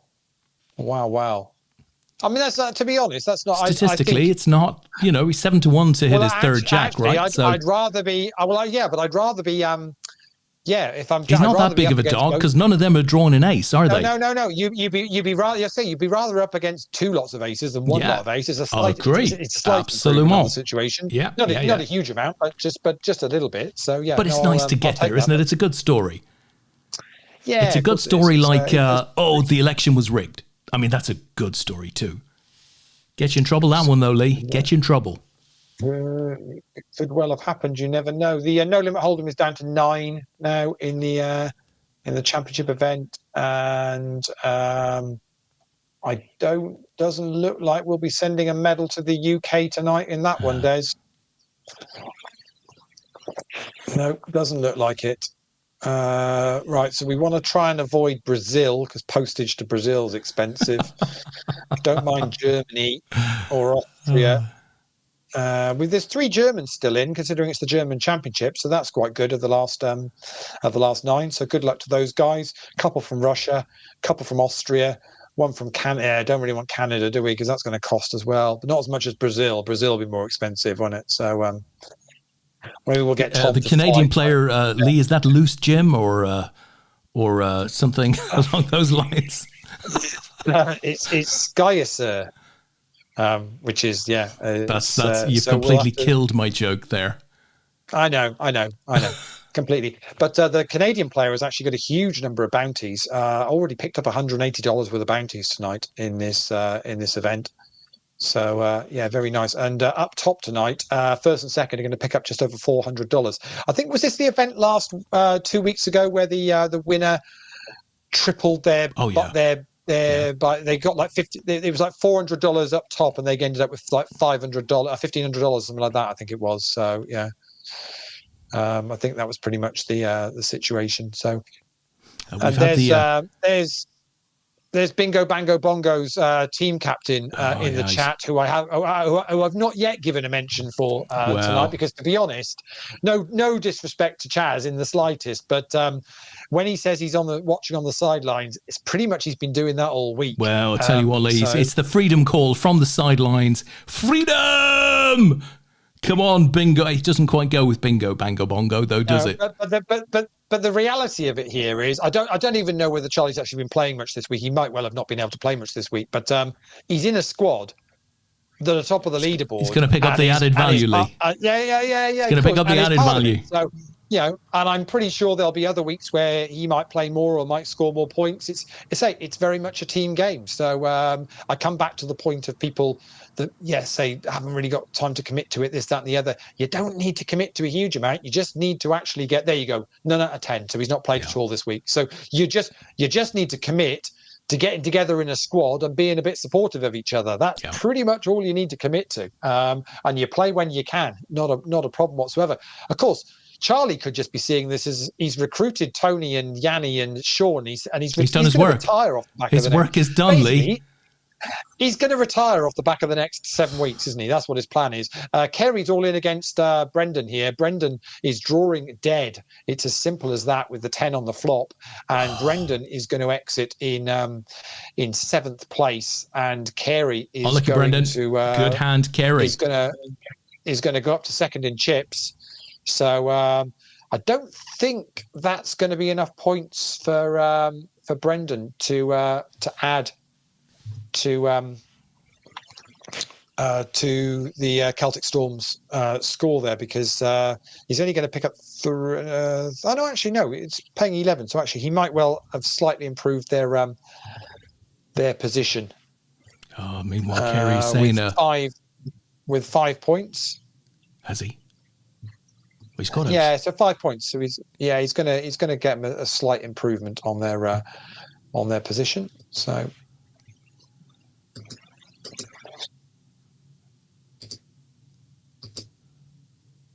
Because their lowest score was 3, so it's going to be a step in the right direction. Yeah, so it's 2 more. It adds 2 more points into their onto their situation.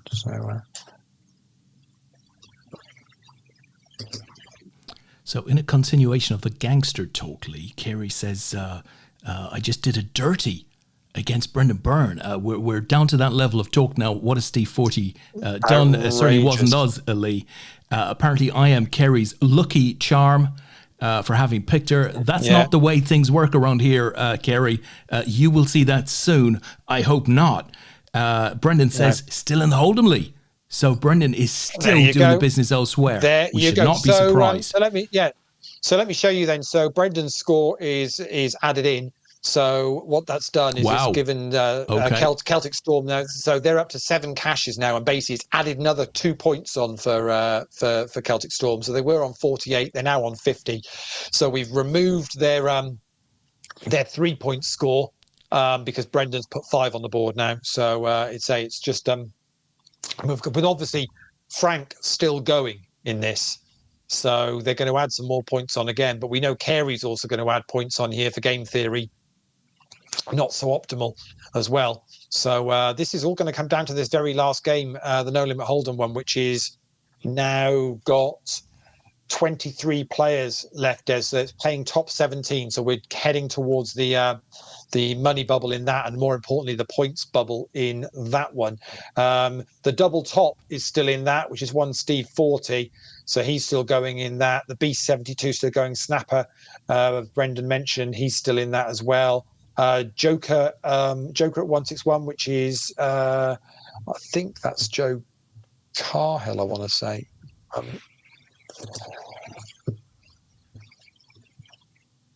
Yes, it is Joe Carhill playing for Curly's Whirlies. So he's still in that as well. Good to see. Yeah. So, and Mukako is in that as well, who I will find in a minute because I know they're on the list as well somewhere. Maybe they're not in the squad, actually. He's with Kerry. Actually, Mukako, our other team member, is still in. So he's with Kerry. And yes, Neil, which is Neil Vickers. So, okay. So actually, Carey's team have got Carey positioned in this PLO. I've got 2 of them positioned in the No Limit Hold'em coming into the points. They're giving themselves a chance here, Des. They are really giving themselves a chance at actually trying to nick the top spot. Still all to play for. Again, let me just bring up the leaderboard so you can see where we're at here. So they're still 15 points off Bingo Bango Bongo, but they've got Carey still in the PLO. They've got the other 2 of them still in the No Limit Hold'em. They're going to add points onto the score. They've already got obviously 6 in the bag, so they need to improve on their existing scores. But it only takes one of them to one of them to go on and win one of these, and actually they're going to. There's 17 points up for grabs in that No Limit Hold'em. Wow. I cannot believe you're equating success to a team with Steve 40 in. What is going on? What in the world is going on, Lee? He's a Man United fan. He's having a disastrous couple of weeks. You tell him he's going to score big here tonight. He's got the possibility to do it. He really does have that possibility. Just looking who else is in with the mix. Blue Blood is still in, which is Mark, I think, for the Blue Blood team. They're still in the No Limit Hold'em as well. They're not out of a shot. They're 7th currently on the leaderboard with 27 points. They're only, what are they about? About a win might be enough to get them top as well. So Tony Ross out 23rd in the No Limit Hold'em. No points for him. Well, this is the problem, isn't it? I say this is the problem as such, but you start targeting players, don't you? That you need to go get knocked out, so then you can see what you can do. So, we'll follow this PLO to a conclusion here because obviously this is going to be very much the first lot of points on the board, and obviously we've got Frank and we've got Carey still going here. Shouldn't count Chris Bean out of this though. No. Sat there quietly on the right hand side of your screen. Race for Jack are currently in 4th place on the leaderboard. They've already got 6 caches on the board for the week.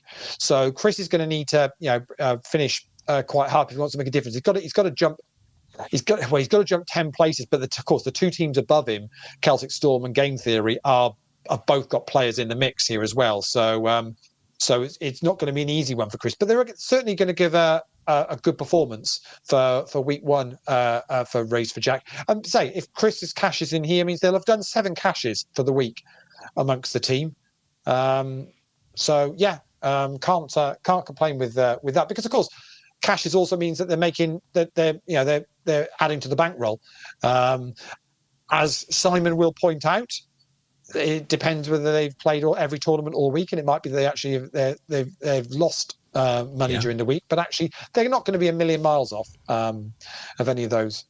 And of course, Chris still has the opportunity. He's on 19 points individually. So there's 11 points up for grabs here.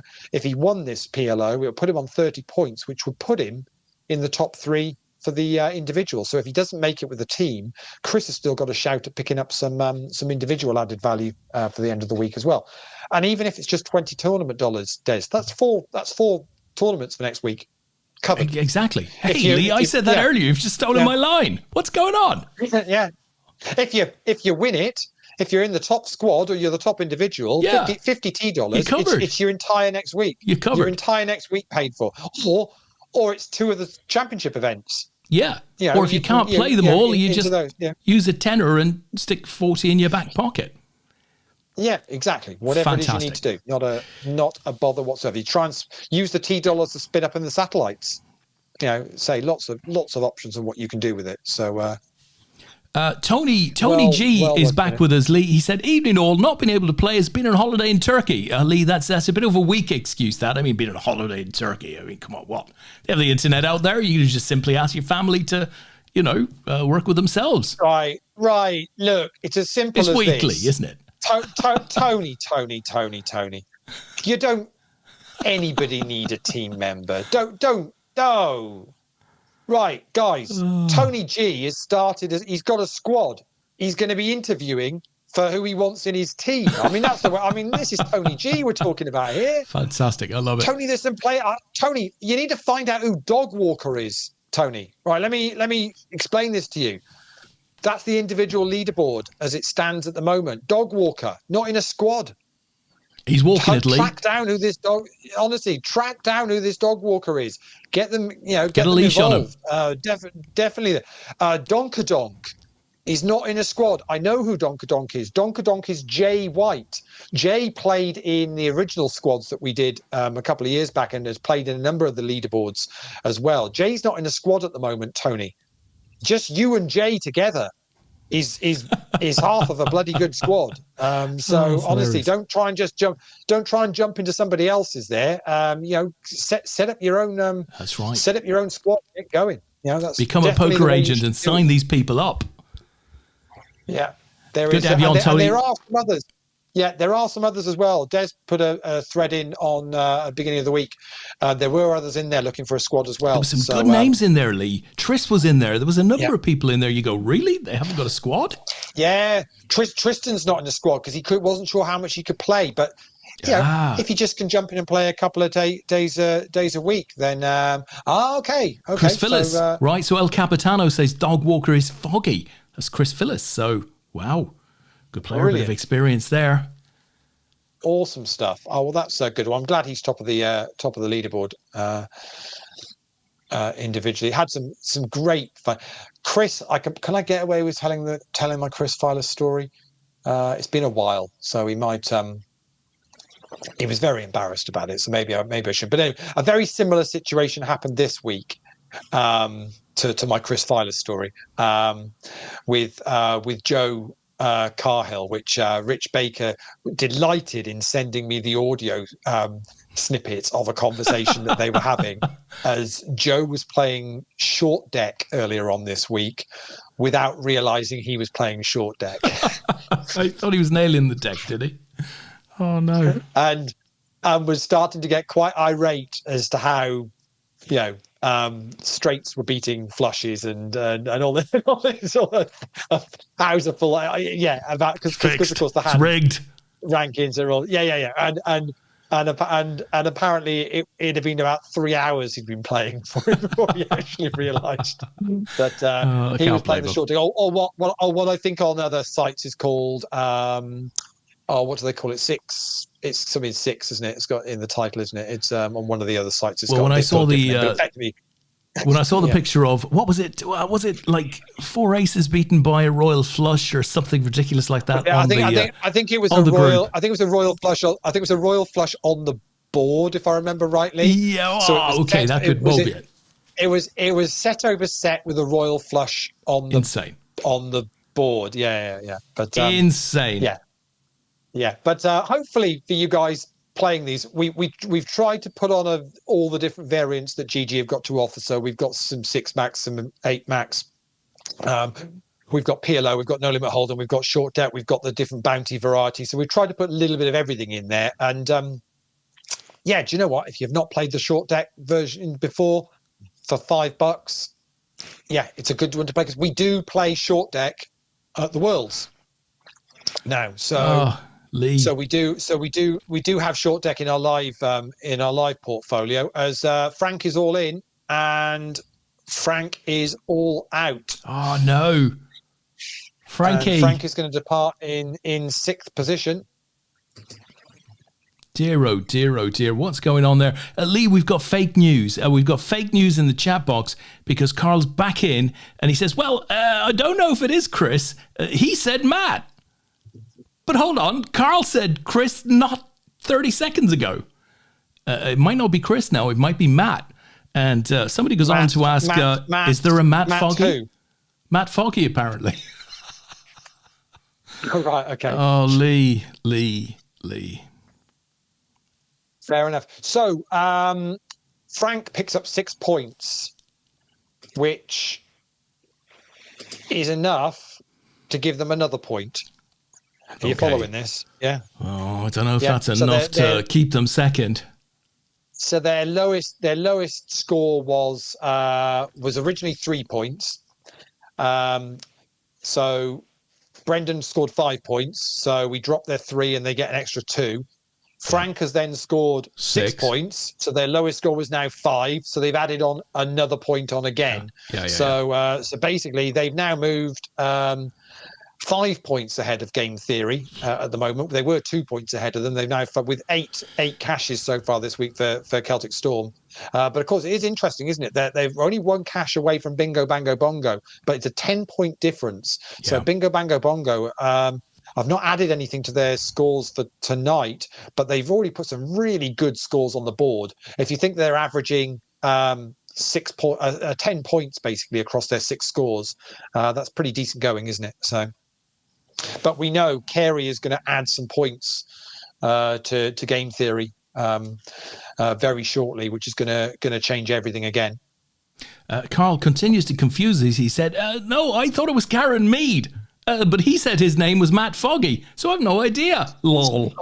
So Carl is actually taking his information from the GG Poker chat box. It wasn't inside information. It was very much, who are you there? Dangerous thing to do. Yeah. He thought it was Karen Mead, but he said his name was Matt Foggy. Can we ban Carl for this? So Chris Bean gets a full double up, I think, there, and moves up into 3rd, up to 25 big. So we're 5 players left now in the PLO. We're 2 away from the money in the no limit hold'em, Des. So we're getting close to the money in that. We lost Renot Tony Ross in 23rd. We also lost Dinky Ninja in 24th place. So Dinky Ninja is it says Dan Williams. Dinky Ninja.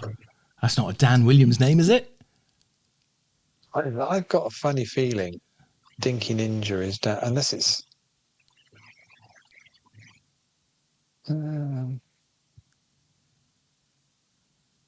It's Dan Williams. Yeah. It is Dan Williams. Yeah, interesting. While you were doing that bit of investigation there, Leigh, Simon has come in and said, we're getting at least 5 more in the PLO. So that's going to put them right on top of exactly. the Celtic Storm. Yeah, it really is. So it's going to be it is going to be super super close for those are the top for the teams that. And as I say, it's obviously the volume does make make a difference. It gives you a potentially a better chance, but at the same time you still got to go and run deep in a number of these events, and that can easily be done with just playing a handful each week, or playing the events that actually you're more comfortable playing, because obviously I mentioned the different variants that we've got, so there's lots of different options, or picking sometimes it's even picking the ones that maybe have a few less runners and go, well, okay, I'll play the one which is only going to have 9 or 10 caches, and I'll pick up 9 or 10 points. Well, that's better than trying to beat 114 runners for 17 points. And so you just pick and choose the ones to play. It's not really a problem, or just play the 8 o'clock ones if you want to make sure you have an earlier night finish. Just play the 8 o'clock ones. This PLO started at 8:05 tonight, and as I say, we're down to the last 5 now. Kerry is all in against Chris Bean. It's aces against jacks, effectively. And I think the aces are going to be good. 5% chance for Chris Bean. Needs a jack on the river. And it's not going to be. And Carey's going to get a full double up there. So this one that started at 8 o'clock is going to be done. I would have thought just for a minute. If you look at the finishing times, I've tracked all the run times of all of the events this week, and I think the longest one went on for 4.25 hours, but most of them are somewhere between 3 and 4 hours. So you're looking somewhere around midnight for a finish UK time for most of these. And of course, that's only if you're going super deep. Obviously, for the likes of Tony Ross, that's a major issue because he's doing that on a regular basis at the moment. So. And say that is an incredible. I think Simon posted it up in the group today. That's just an incredible hit rate from Tony. Before tonight's events, he'd cashed in 5 of the 8 this week, which is just is phenomenal. A bit of controversy here, Lee, or maybe not. Carrie is saying that Neil Vickers is in 3rd place. He took her out, so. Interesting. He's in the No Limit Hold'em. Yeah, he's in 4th at the moment now. So they're took El Capitano out. Yeah. Would that have been a bit earlier on, Kerry? I'm assuming would that have happened? I'm going to say to that. And apparently there are Kerry 3 in there. Kerry finished in 34th. So yeah. 3 in there that aren't in teams, so it makes it a bit harder. Simon Crikey O'Reilly, his event finished at 1:30 a.m. last night. Yeah, that's the one that did go on a little bit last night. It was the 9 o'clock one, and it ran for 4.25 hours. So then you had breaks on as well. I don't really know why. Interested to know, Simon, why you think that was the case, because they're the same sort of structures, and it only had 86 runners last night. So. I'd be curious to know your view, Simon. You're normally quite good at this, to kind of try and give us an understanding as to why that particularly ran on late on a Thursday. I'm not 100% sure why it would. It was 86 runners. It was a 9 o'clock one, but it ran. It's the longest one for the whole week, I think it is. Don't know why that was the case. Kerry's corrected me. It wasn't Neil Vickers that took her out, Lee. Sorry. And Neil comes in very, very quickly. I wouldn't dare. Not me. It's fair enough. The only other longer was the first one of the week, which was an 8 o'clock one, which did go on for 4 hours 40, but that had 122 runners in it. So I wouldn't have expected an 80 runner one to. So wow, 55 big up. blinds heads up each, Lee, and it went on for 45 minutes. So that would explain it. Okay, so if the heads up has gone on for 45 minutes with 2 players, fighting it out and not just getting gambly with it, I guess then that could easily be the case. I mean, we will look at some of these if the numbers continue to go up, and we want to look at looking at adjusting some of these. Is a very simple thing we'll do. We're running on an 8-minute clock at the moment. We can very easily just move everything to like a 6-minute clock, and that'll shift an hour off the run times of these. But it depends what players want. It's finding that balance, isn't it? We want to give players good value for money, but at the same point, we also don't want players feeling like they're sat playing for long time or into the early hours of the morning. That's the last thing we want. Tony, interested to know, Lee, do we know if GG will ever run PLO8 games? It's on their roadmap of development of variants, but they're not in any rush at the moment to be adding additional variants into what they've already got up and running on the client. As far as I'm aware, there's not a massive appetite internally to be doing that. They're quite happy with what they're currently they're going out there doing at the moment. So I don't think it'll be anytime soon. Yeah, you got to remember, GG are not unhappy with their numbers. I mean, their scale is so big right now that I guess you'd have just seen their you'd have just seen the WSOP online numbers were just through the roof. Yeah, just over 6,000 players in a $5,000 main event. Lee, it's just insane. 28 million in prize money in that one event online. It's insane. So yeah, from a priority point of view, they're not rushing to put additional mixed games in. Is our understanding. No, very much. That's not the case. We're in the money in the No Limit Hold'em tonight in Poker Squads. We're down to 16 players now. So congratulations to all of you that have made the money in that one. I can see a number of Poker Squads players still giving it a go. The Double Top, B72, Blue Blood, the Snapper, Jokus 161, Mukoku 07, and I don't know who TJ 846 is from the UK, but currently second in chips. So good luck to all of you guys. As soon as this PLO finishes, we're down to 5 here at the moment now. With an average stack of about 20 bigs in this PLO. So as soon as that's finished, I'm going to guess that we'll probably be close to the No Limit Hold'em final table by this point as well. We'll flip over to that, and then we'll be able to get this squads to a conclusion for the week, I think. Awesome. Lee, I have another TV show for you, TV series. We did cross over on a few of these things. Saw something new recently. Thought it was pretty decent. Wilderness. Have you come across it? Yes, watch that. Yeah. What do you think? Yeah, very good. Yeah, really good. Yeah, really enjoyed that. Yeah, very, very good indeed. Well, watched that. Maybe I binged it last week, maybe something like that. I think it all became available, if I remember rightly. I think, yeah. Yeah, and it's funny because, of course, the main one of the main leads is Welsh, and her mother is very Welsh. Yeah. It's absolutely hilarious. Yeah. Fantastic. And yet they're sort of in America. She's obviously from Doctor Who. Is she? I guess I've never ever watched Doctor Who.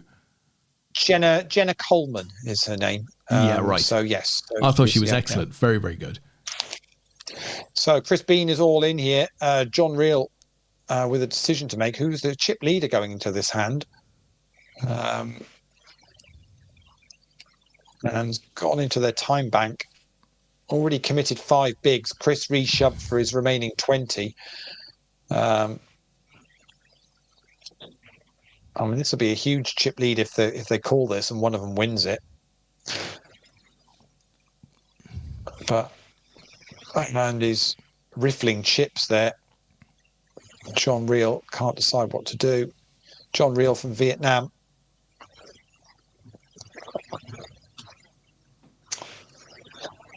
Board doesn't look really that exciting there, does it? There's 4-10, 4-8. Decides to fold in the end, so Chris is going to scoop there and takes the chip lead now with 30 bigs.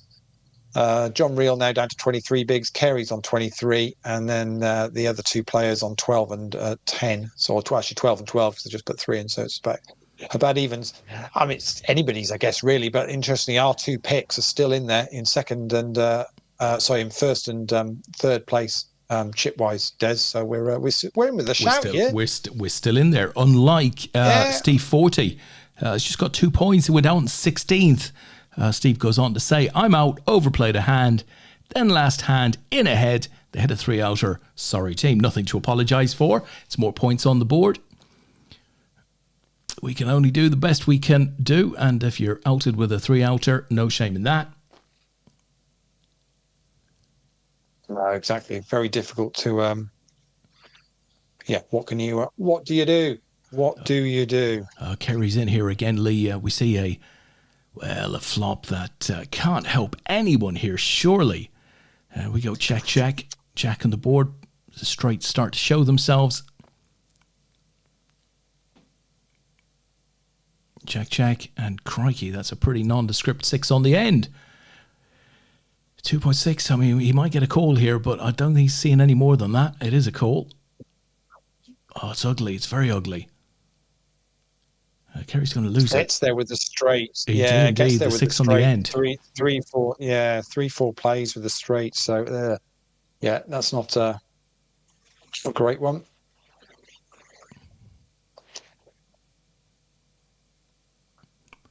Chris raising Kerry this time. She's pretty committed to this one now, and he's having it. And we're going to see Kerry all in. Pair of queens and hearts, a pair of aces and clubs. Straight draws as well. Well, Clary's hit hers. So Chris needs a 6 and only a 6 to get him out of this. I don't think it's going to, it's not going to happen. And actually an ace would have given them a chop. So that was the other option for Chris. But Kerry goes to chip lead now.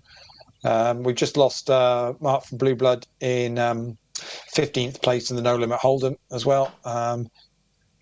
So it's going to be a few more points for them on the board.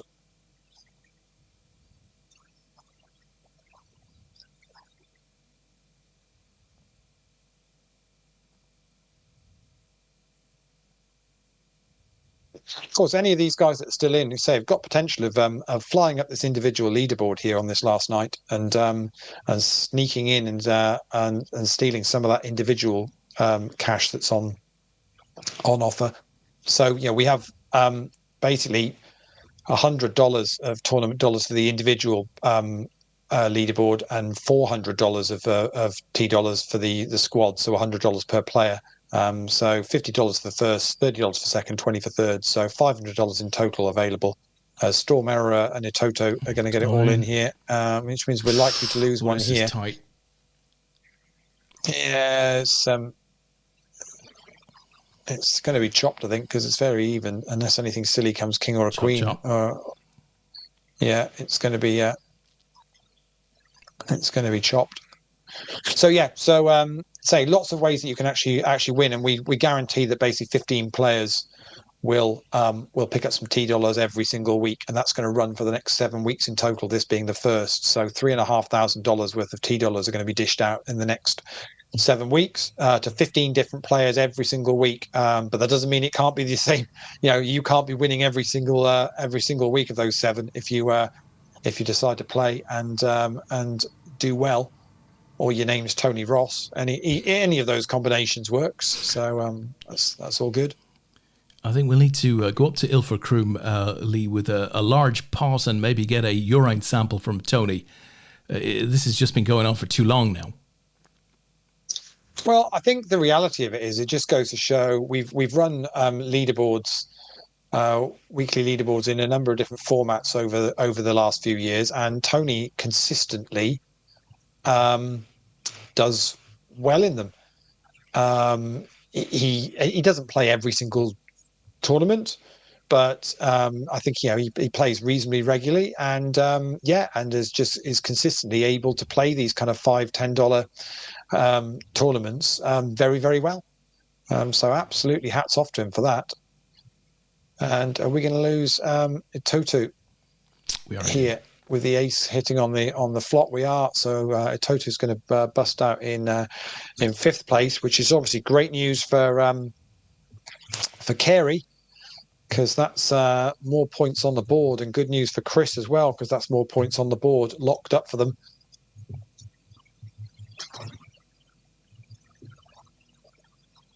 And we're down to 14 now in the no limit hold'em. How many points are raised for Jack behind the Celtic team?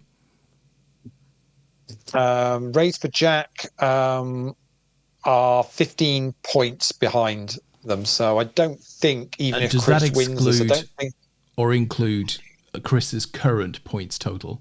No, it doesn't include Chris's current total, but he's all in against Storm Error here and is going to need to hit, and he's in. And has hit well.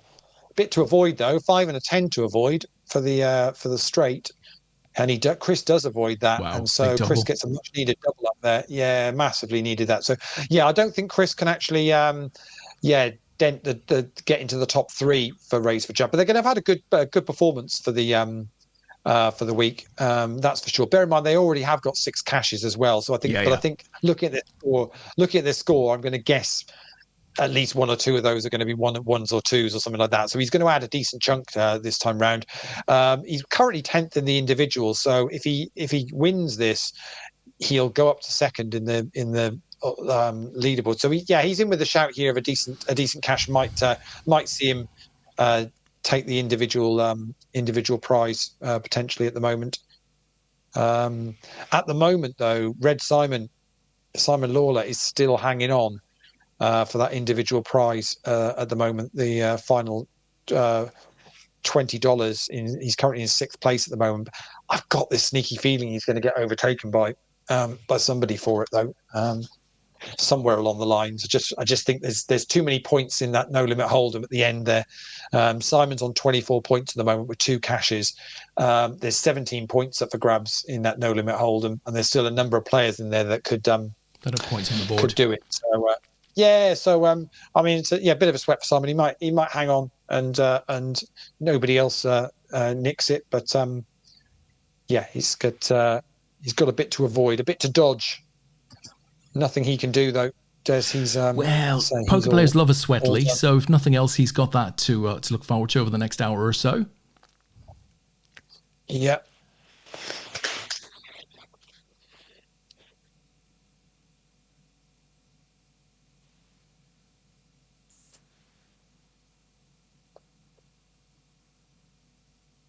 A few more bust in the no limit hold'em, so we're down to 12 in that now.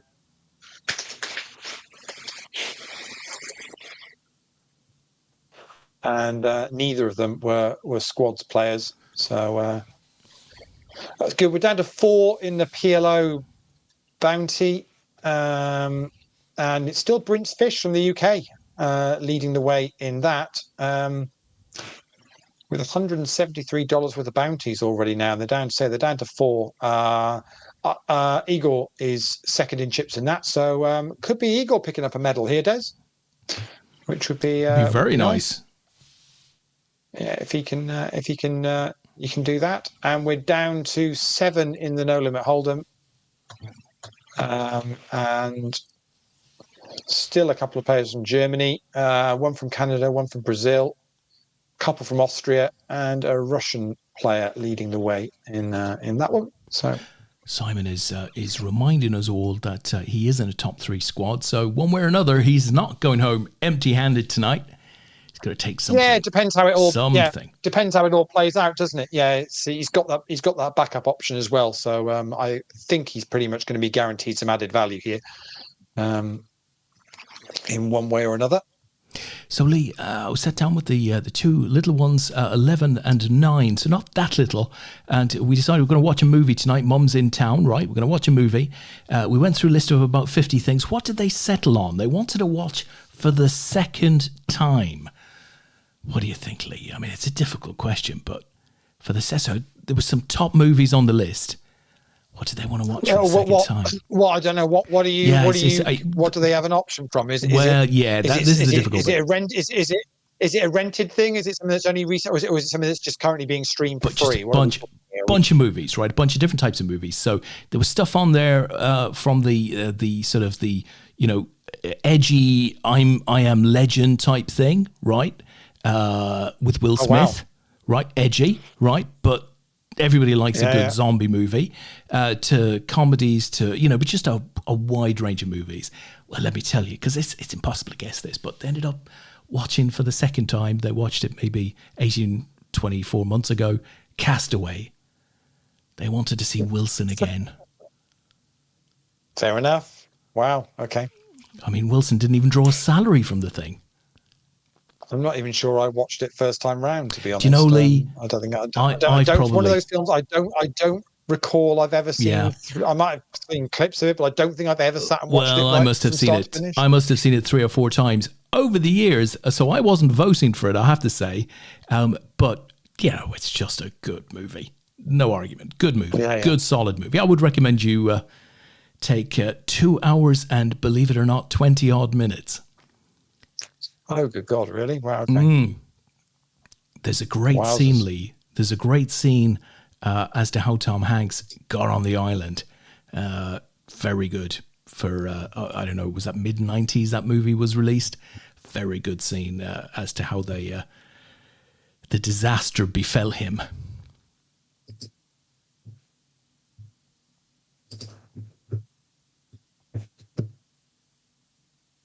So, of course, Steve's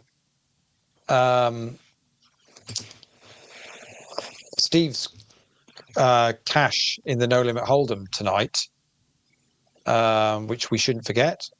He's picked up 2 points for the team. Yeah. I don't know how to break it to him. That's the 7th cash they've had this week, and that was the lowest point, so they don't count. Oh no. It's a brutal game, isn't it? It's a brutal game that we've got going on here. But sacked in the morning. Steve, getting sacked in the morning. Sacked in the morning. You might have picked up $21 and had some fun tonight. Unfortunately, though, those points, you needed and only one more point would have got you. Would have meant you'd have added a little bit to the team score. But unfortunately, not to be fair to Steve, though, he did finish 6th in an event earlier on the week and picked up 10 points. So he's in a bit. And actually, to be fair to that whole team, so Neil, Kerry, Simon, and Steve, they've all added points into that so far this week. So they've all done their bit. I take back my sacked in the morning. You're in for at least another week, I would think, based on that, Steve. But the other thing, Lee, you can't just solely focus on the points for your team. You remember he's taken 2 points away from some other team there, right? Absolutely, yeah. And the other thing to still remember is that most of these tournaments are paying out $100 up top. So, as much as it's great slipping into the points and getting them in cash or whatever, you still shouldn't forget that these are $5 comps that are paying out $100 up top. And as much as the added value is lovely, and it's, we're super keen on GG putting in $500 worth of added value, the maximum you can win is $50 of it. So actually, sometimes you've got to go. Well, actually, going for the win is the right thing to do, because actually there's more value in running deep in a couple of these tournaments than there is going to be in just making the cash. But we are we're down to 3. We lost John Reel there in the just before they went to the break. So we're now down to 3 in the PLO. And just for Kerry, because I know you asked earlier, Kerry, it's these windows here that are now carrying the prize money won by a player on the site. We think this is new. So we know you've always had access to the player's data by clicking on the player account, etc. But we think this is new. I haven't seen this before on a break where they show both the chip counts but also the player's record on GG. I think it's pretty good. Lee, let me run the Talk Club promo. Give us a minute to catch our breaths, eh? What is Talk Club? Talk Club is a talking and listening community for men. A mental fitness movement, like going to the gym, but for your mind. It helps you check in with how you feel and own it. It's all based around how are you out of 10 and explaining why. So, how does it work? It begins online. Go to talkclub.org, join the online community and find a club near you. Groups are held in private areas of public spaces where men feel comfortable, like above pubs or gyms. There are normally 8 to 10 men to a talk. The captain leads the group and reminds everyone to switch off their phones, to respect each other and give no advice. Everything stays confidential between the group. There's a talking ball so everyone can take their turn to talk, and most importantly, not talk over each other. Each man talks while everyone else listens and then passes the ball on to the next man. The captain begins with how are you out of 10, 1 being low, 10 being on top of the world. Then try and explain why. After everyone has talked, we then move on to the second round. What are the positives in your life?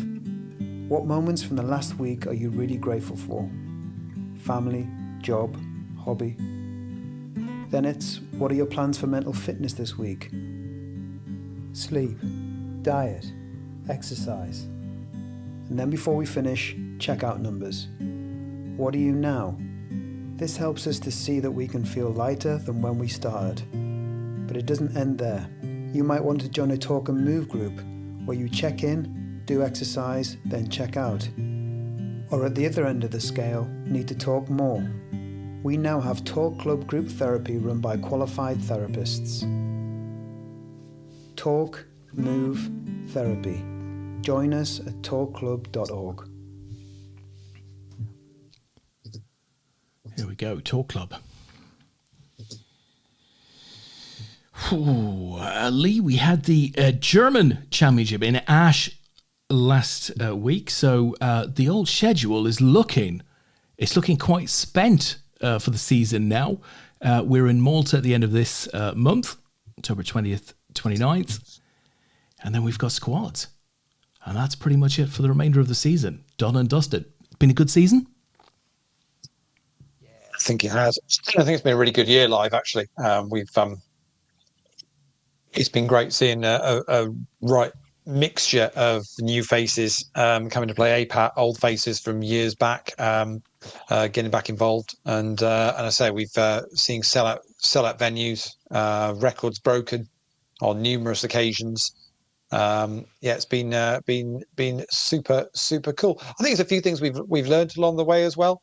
I think we're all fully aware that the autumn schedule maybe could do with another UK event in there, because once we finished in Cardiff, we're obviously Ash, then Malta, then Poker Squads. So we feel that maybe there's room for another UK event in there for next year. But other than that, I think there's not a huge amount we change, I don't think, on the way that the year's gone, and the feedback from the players has been fantastic, and we appreciate everybody who supported the events, and looking forward to what we've got planned for 2024 already. Yeah, it's been a cracking year, and looking forwardly. As you said, the 24 discussion is ongoing right now, and again, I would expect that to be a great season. Keep going in the right direction, as they say. Yeah, very much. That's the case. So lots to play for. Well, we're back up and just looking running now, looking where we're. Yeah, I think Carey's going to score enough points here to put Game Theory up into second place. I think that's going to be the situation here, because I think she's already going to lock up enough points, which is just going to move them up into second place once this one plays out. We've lost Brendan in the No Limit Hold'em. He finished in 12th place, which just 2, 3, 4, 5. Yeah, it did add an extra point to Celtic Storm's score.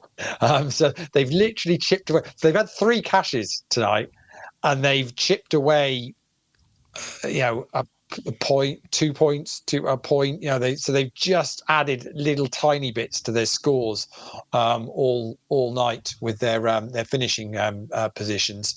So yeah, super close for them. But of course, Neil is still in for game theory as well. Kerry's all in here, and Storm Error's made the call.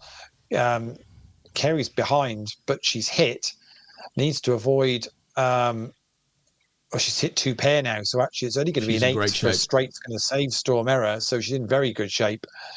And Kerry's going to get a full double up there. So yes, Neil is still in the No Limit Hold'em for game theory. Neil's currently 10th of the 10 remaining. Be interesting. Yeah, that's trying to work out how many points he'd need to try and whether they could take the top spot here. Well, this was the question from earlier, right? Can anybody make a run at it? If Kerry finishes now where she's at, she's going to pick up 9 points, which is going to put them up onto 53. So they're going to be 8 points off Bingo Bango Bongo. So they would then need to improve 8 more points than their next lowest score. Neil's already in 10th place, so he's already locked up 8 points. So he's going to need to at least go another 3 or 4 places. But if Kerry won this, that would be a couple more places. This is still open. On. It's Poker Squad's final nightly. It always goes down like this. And it's very difficult to say because there's 2 of them. They're both still in one tournament each, so it's difficult to say what exactly they need to do at the moment. But what they need to do at the moment is keep going as long as they can. As saying that, Neil's just bust in 10th place. So Neil is done in the No Limit Hold'em in 10th. Unlucky Neil.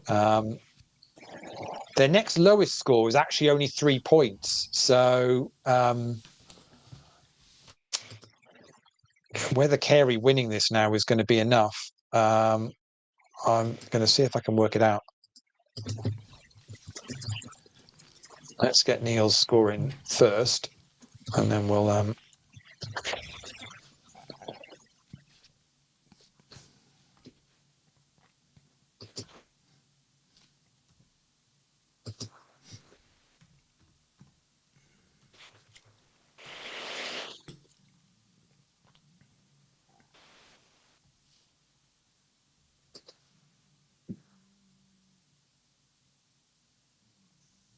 They are, wow. Okay, they are 12. They're 12 points. Yeah. Off first place, and the most Kerry can get now is 11. Oh my word! So that's how close it would have been. But certainly, they're going to take second. They're going to take second place for sure. Kerry's got that locked up because Celtic Storm haven't got anybody else left in. So are you officially anointing Bingo Bango Bongo as week 1's champions then? I think pretty much that's going to be the case. Obviously, we'll just double check the deductions for more than 6 caches just to make sure I've got those spot on. But I'm pretty confident that they're right. And I think I think they're going to have missed out by just. But well, if Kerry wins this, it could be by a point. Obviously, if Kerry doesn't, then it's going to be by a few more than that. But pretty close at the end there. Neil was 10th of the 10 left. He had about 15 bigs, but he was 10th of the 10 remaining. So he was, he really was at the short stack there. He had about 15 bigs when the average stack was up around 35-40. So so it's close, but it could well be. I think game theory not so optimal. Who were put themselves in fairly late on. Kerry kind of got the team together quite late on in the day and got them in. Could end up finishing in second place and picking up a nice $30 each, ready for next week's play. Very nice. Would be Very superb. nice.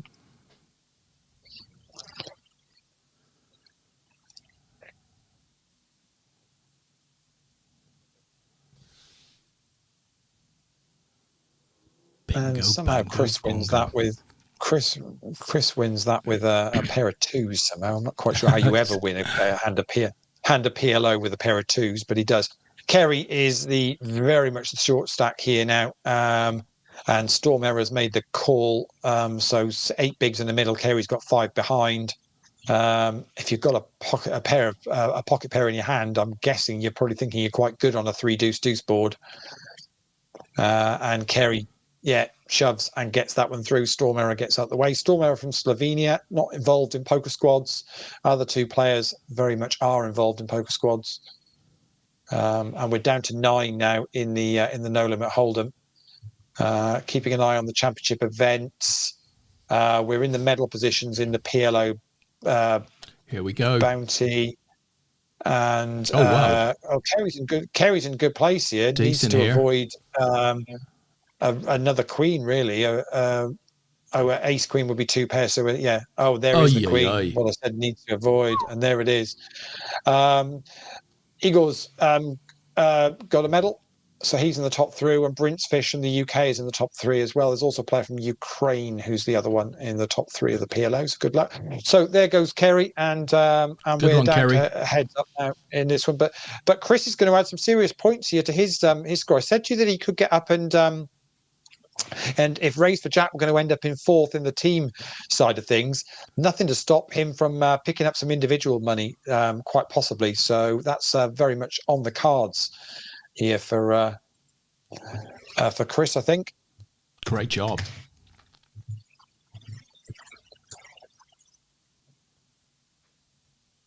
I think that could well be what he's going to do.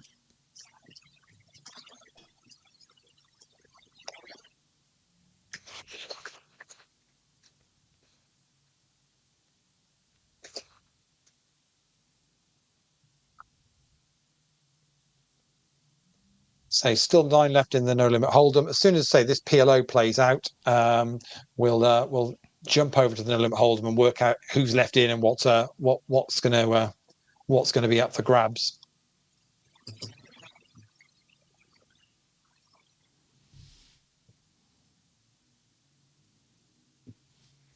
We could end up with a situation here, Des, I think, where the top 3 are all going to have got 9 cashes in the week. Between them. Wow. Which is pretty phenomenal. Yeah, it's pretty staggering, really. Yeah. But say, if they can do it, guys, so can you. Just need to get yourselves a squad together and get involved in this from next week.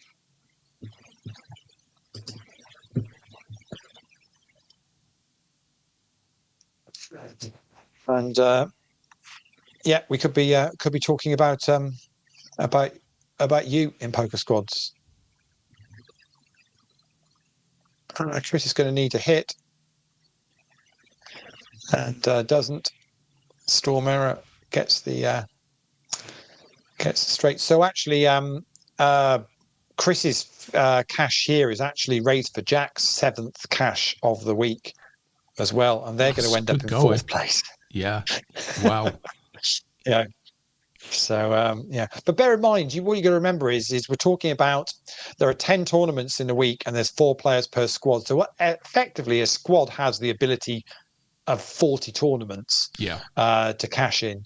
So so as a squad, but obviously they're not all playing all of them. And the point to make about Bingo Bango Bongo is Charlie Cairns, who's the captain of that squad, was in the chat earlier on and made the point he hasn't played at all this week. So Bingo Bango Bongo are top of the leaderboard with only 3 of their players live this week. Charlie wasn't able to play at all this week, so he hasn't. And I think that could be all over. And Chris is going to have to settle for 2nd place. And well played to Storm Error from Slovenia, who picks up the win there. So superb performance from them. I will jump across to the No Limit Hold'em, which is. And we'll pick up Joe Carhill's table, who's all in, and that's a nice flop for you, Joe. That's what happens when you're on the show. We will take that. Yeah, it all goes. Thank you very much. All goes according to plan. Yeah, no bother. I've got to step out for a moment, Lee. I shall be back to you very shortly. No problem whatsoever. So I'm just going to update the points from the PLO, and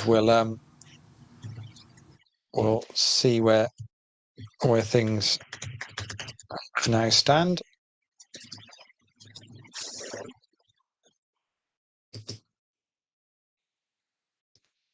So yeah, with those points on the board, we'll have a look and see who's left in the no limit hold'em as to what the difference they can make. But that's we've got the Neil's exit in that one, and we've got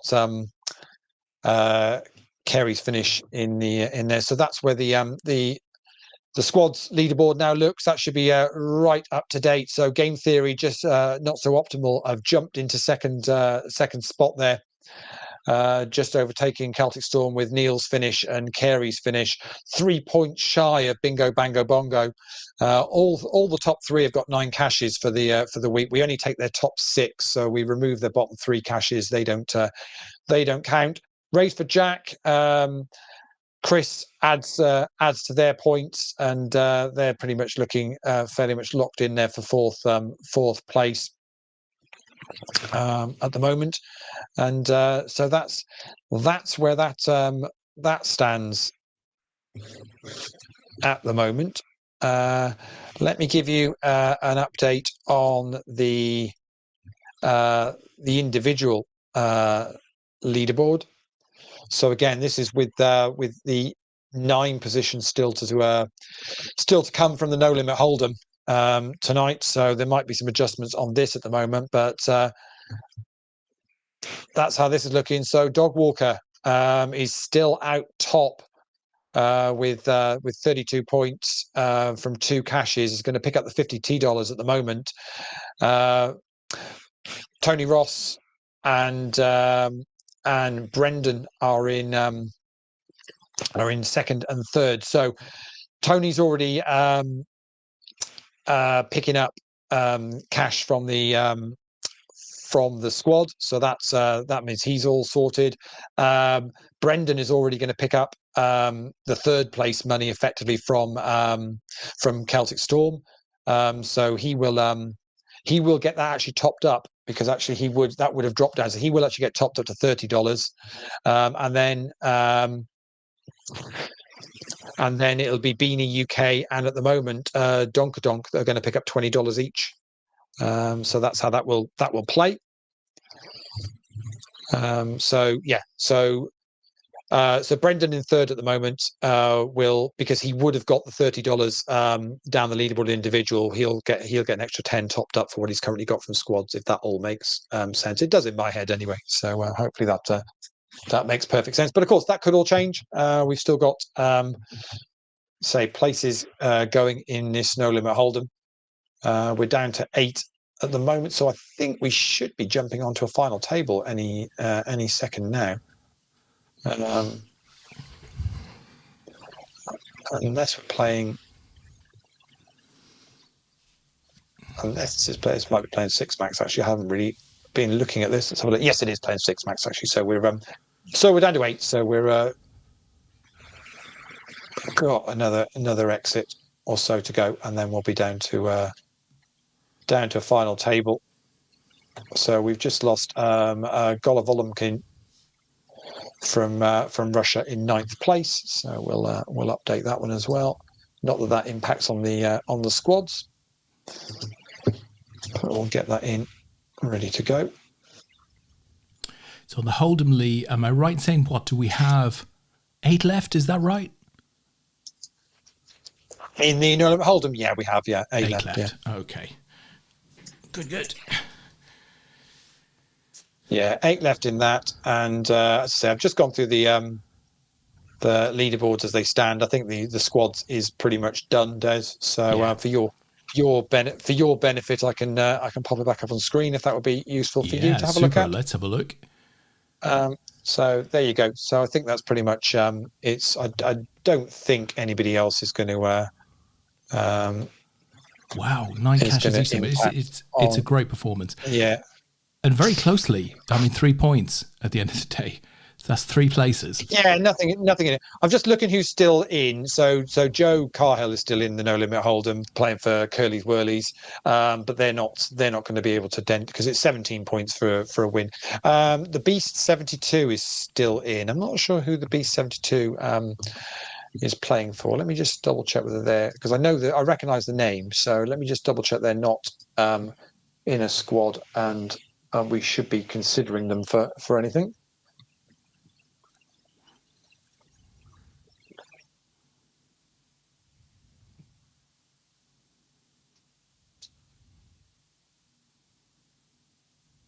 It's Joe Gaynard, who is in Race for Jack, actually. Oh, okay. So is that going to? Oh, it does. Oh, wow. Okay. Hold on, everybody. Just hold right there. We've got game on. Yeah, we've got game on here. So the Beast 72 is Joe Gaynard, who's in the Race for Jack team. Race for Jack currently on 45 points. So we're only 7 off the top 3. Joe is currently 3rd with 8 left. Oh, we're very much game on for a change here. How many is Joe guaranteed at this point, Lee? So Joe is currently guaranteed 10 points at the gets moment. Him there. But they're going to lose. They're going to lose points for because they're above score. The 6 now. So yeah. So let me just tell you what they're going to lose, because I can work that one out very quickly. Yeah, I think Race for Jack might be sneaking in here. They're only going to lose 2. So they're net 8 they're up. Only going to they're going to be their net 8 up at the moment. They're only going to lose another 2. And their gap, because they've already lost 1. They've already lost 1, so they're only going to lose another 2, and the gap is 7. So they're going to overtake Celtic Storm. They're already there, and they have another 7 that they could. They have another 7 that they could win. On top of the 8. They could finish in 2nd place. They can finish in 2nd place. They can't win it though. They're going to be a point short. If he won it, he'd pick up 15 points, which would put them on 60, and they'd be a point off. So so basically that's where we're at. So he's already got 8 narrative. points coming. Yeah, he's currently got 8 points coming, so he's going to overtake Celtic Storm, which will change the individuals altogether. That will bump that completely. So what I was just talking about individuals is out the window now. So he's already going to jump ahead of Celtic Storm. If he can get another 50, so he needs 15 points. So he needs a 3rd place finish to go level with Game Theory Not So Optimal. So it actually needs a 2nd place finish, because Game Theory Optimal will have more caches, so they will win it on caches. So he needs a 2nd place finish to go 2nd, but he will miss out on 1st by a point. He's not going to be able to get there. So Wowzers. So that's and Joe is now chip leader with 7 players remaining. So just to confirm for Neil Vickers here, Lee, what happens if it's a tie count back? So we're saying it would go to caches. What if it's a tie on caches, which we think in this instance it wouldn't be, of course? If it's a tie on caches, then we do a count back on how many 1st places, how many 2nd places, how many 3rd places, if we needed to go all the way back to that. But basically we treat it on if it's level on points and a team's done 9 caches against a team that's done 7, we consider the 9 caches more of an achievement in the week. Lee, I need to know. It's a difficult one. It's a difficult one, but you've got to find a way of splitting them if that's where we get to. Are there any circumstances we'd consider a replay, Lee? I just need to know that. Yeah. I've got to check whether I've drawn the lines properly again, or not drawn the lines. So there is a possibility. To be honest, I feel bad for Joe that actually I hadn't scanning that No Limit Hold'em. We were so concentrating on the PLO and seeing who was in. I thought, well, I recognise the name, the B72, but obviously with so many names to keep check of, when we sometimes say let one slip through. And actually, yes, Joe is very much part of Race for Jack, and what a great result for them. And it means that Celtic Storm are likely to miss out on the top three. But that does mean though that say Brendan's going to still potentially pick up. As I said, I don't want to commit to anything now until it's all locked up. But potentially might still pick up an individual prize. We'll see how it pans out. To be doing 9 cashes in the week and not getting in the top 4, I know. It's pretty brutal, isn't it? First! No, Simon's fairly accurate with that, to be honest. It'll be fine because next week we're not doing a show, so we're going to leave you all to work it out yourself next week. You'll just have to wait till I post the results. Yeah. Give us the respect we deserve. Post the results. Yeah. It's a very difficult thing to actually fully automate where you can have all the data right in front of you to see because it's nigh on impossible to actually unless you're going to sit and type out who's actually still in the tournament. But it's also across 2 tournaments, Lee, right? Yeah. It's not just one. Yeah, absolutely. So it's not a straightforward. And normally, to be fair, we've normally got a chat box that's shouting out, what about so and so or so and so, and actually everybody kept quiet about Joe, just happily doing his thing. Just chopped up a hand there. Let me take that leaderboard off for the time being so we can watch a bit of the poker. I guess we got to follow Joe Gaynard now. Yeah, so Joe is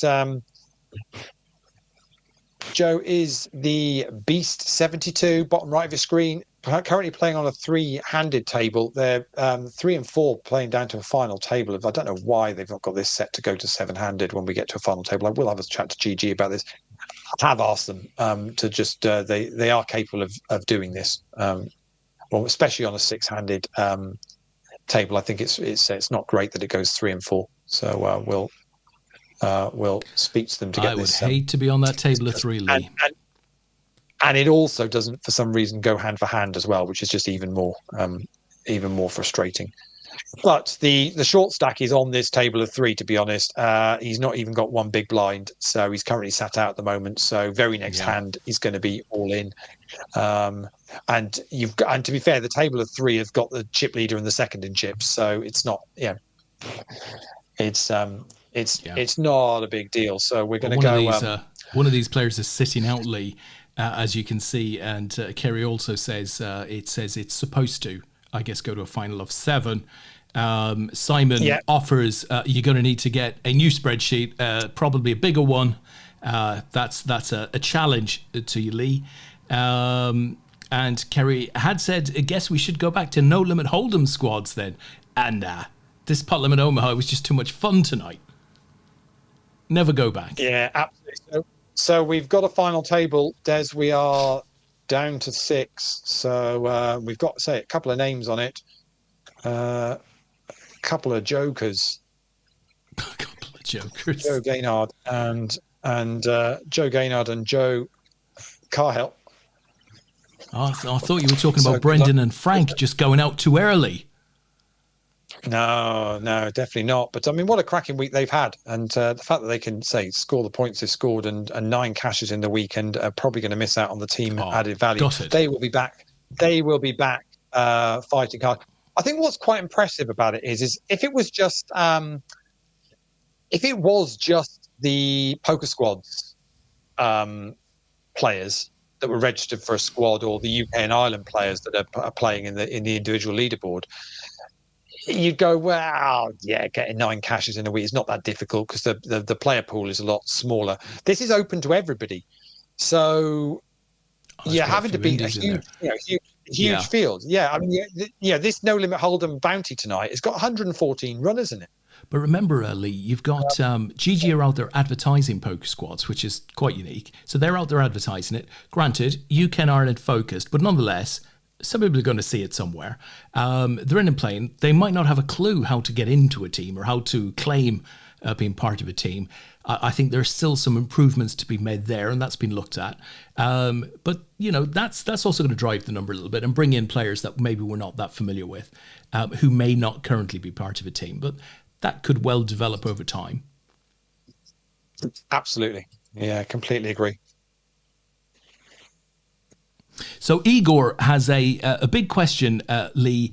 Hey, everyone, is the $25 tourney today a medal event? Yeah. You tell him, Lee. Deliver the good news. It is, and I've just seen that PLO has come to a conclusion, and Igor finished in third place. Bronze medal, my friend. A bronze medal will be heading to you. Very, very well played. Brintsfish from the UK finished in second, and Amigo TF from Ukraine picked up the win. Igor finished with. What did he pick up there? $243 in total. Brintsfish picked up $395, and Amigo picked up $640. So very well done to all three of you. Great job. And yet bronze medal for you, my friend. Well done. I've always very thought, well Lee, played. Really pleased. I've always thought the bronze was the prettiest of the three. That sort of matte finish on the bronze, I think, is spectacular. Yeah, no, can't disagree with that. That is for sure. So final 6 to go. We're down to we're heads up in the no limit hold'em as well. So the bronze medal is going to Canada, and it is Germany versus Austria heads up for the gold and silver. 2-1 chip lead for Austria. So it's Overbet Express from Austria against Bugman Blues from Germany. That's quite nice to see. It is our German online championship this weekend, and a player from Austria and a player from Germany heads up in the no limit hold'em bounty. So good luck to both of them. Superb. I'm going to guess the winner might well scoop about $1,000 in total. Fantastic. I think for that, possibly. Absolutely fantastic. The Algerian in third, Lee, is that right? Algerian, Canadian. Sorry, the Algerian. I'm trying to take it back to 1982, Lee. Oh, really? Is that what the heads up's going to finish in a draw? No. Is that what you, no, that's not likely to happen. No. Definitely not. Do you remember that, Lee? Do you remember that game? Was that like way before your time?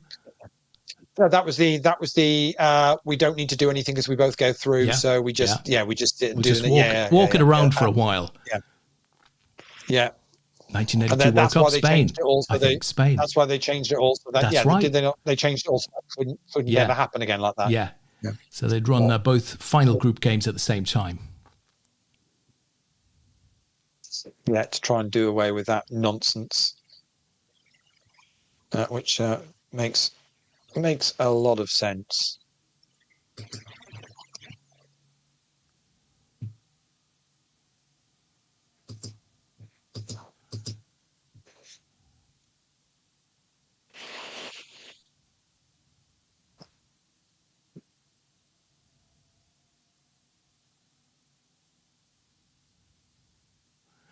So we may have 6 left here, guys, but this really, as far as tonight is concerned, is all about Joe Gaynard. So the Beast, 72.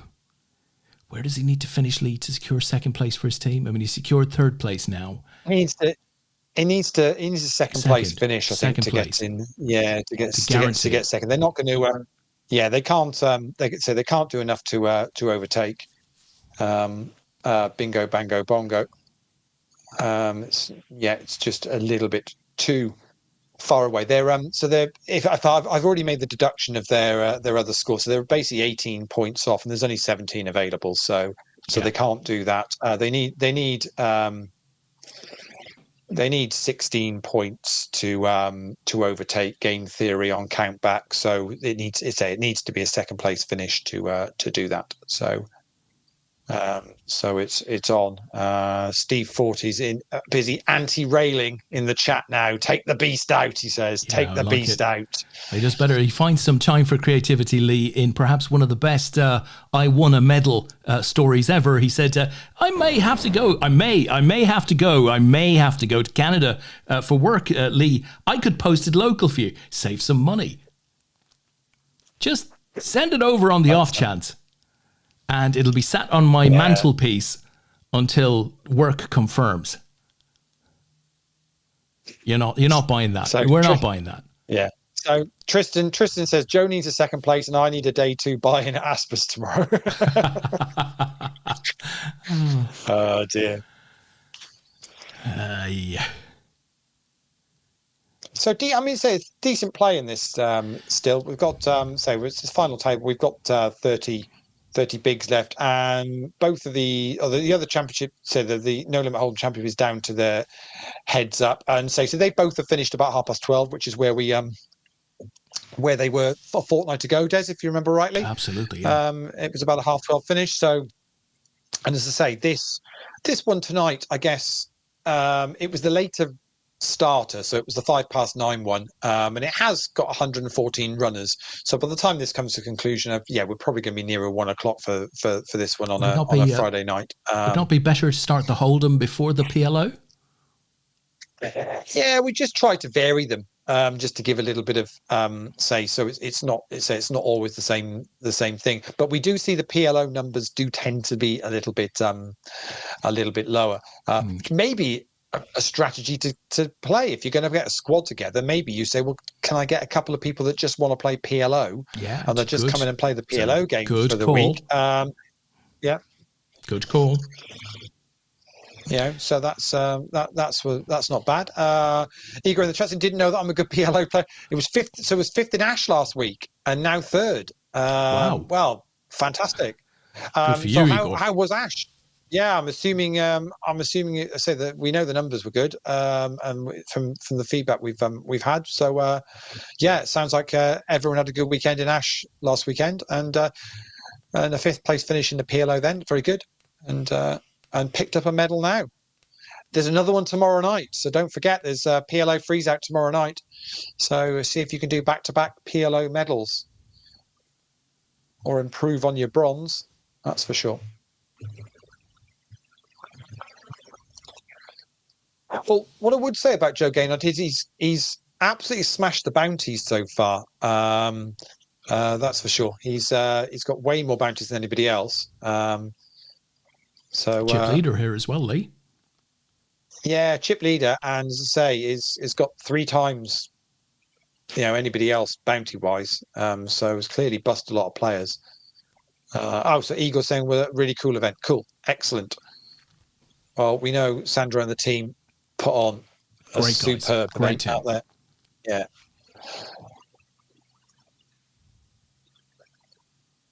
So the story is this, guys. If you're watching this is the conclusion to Poker Squads Online for week 1. The Beast 72 playing for Raise for Jack has already done enough to lock up 3rd place. They're going to overtake Celtic Storm. He needs a 2nd place finish in this event, final event of the week, to overtake Game Theory Not So Optimal into 2nd place. Nobody can catch Bingo Bango Bongo. They are going to be the week 1 winners in Poker Squads. But at the moment, Joe is looking to finish in the top 2 and make the $20 per player $10 added value, $30 for his team. That's what he's looking to achieve. Meanwhile, the other Joe Kyle, playing for Curly Whirlies, is all in with Ace King against Mel 29's pocket 8s. And there's the ace sweet on the turn. Needs to avoid one of the remaining 8s. Oh, there it is. There it is. The pain. And Mel 29 takes a massive pot, and we're going to lose Joe Carhill. Yeah, that's pretty brutal.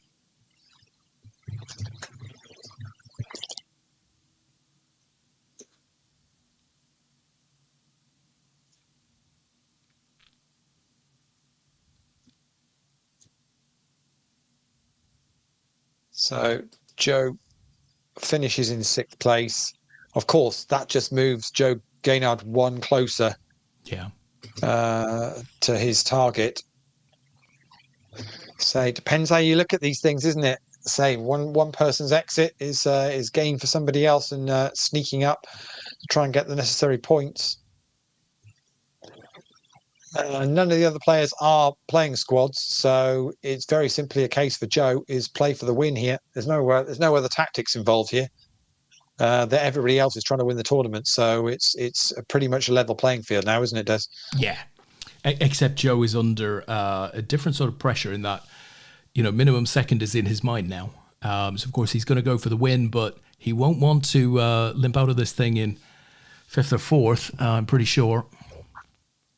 No, but I guess what you've got to look at it as, it's he's playing for maybe an extra $40 of added value for his team in total. It's different with a team, though, Lee, isn't it? We heard it with Steve earlier. You don't want to let your team down. But no, but he's only locked up. He's locked up $18 for fifth place finish here. It's $60 up top.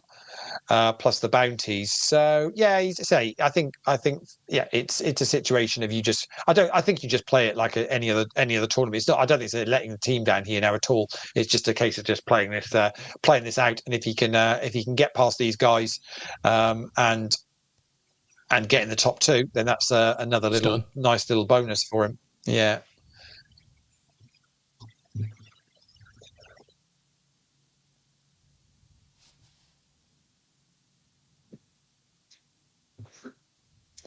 The No Limit Hold'em Championship is still heads up at the moment. So don't forget, tomorrow night, if you want to get involved, you can do in the freeze out No Limit Hold'em PLO.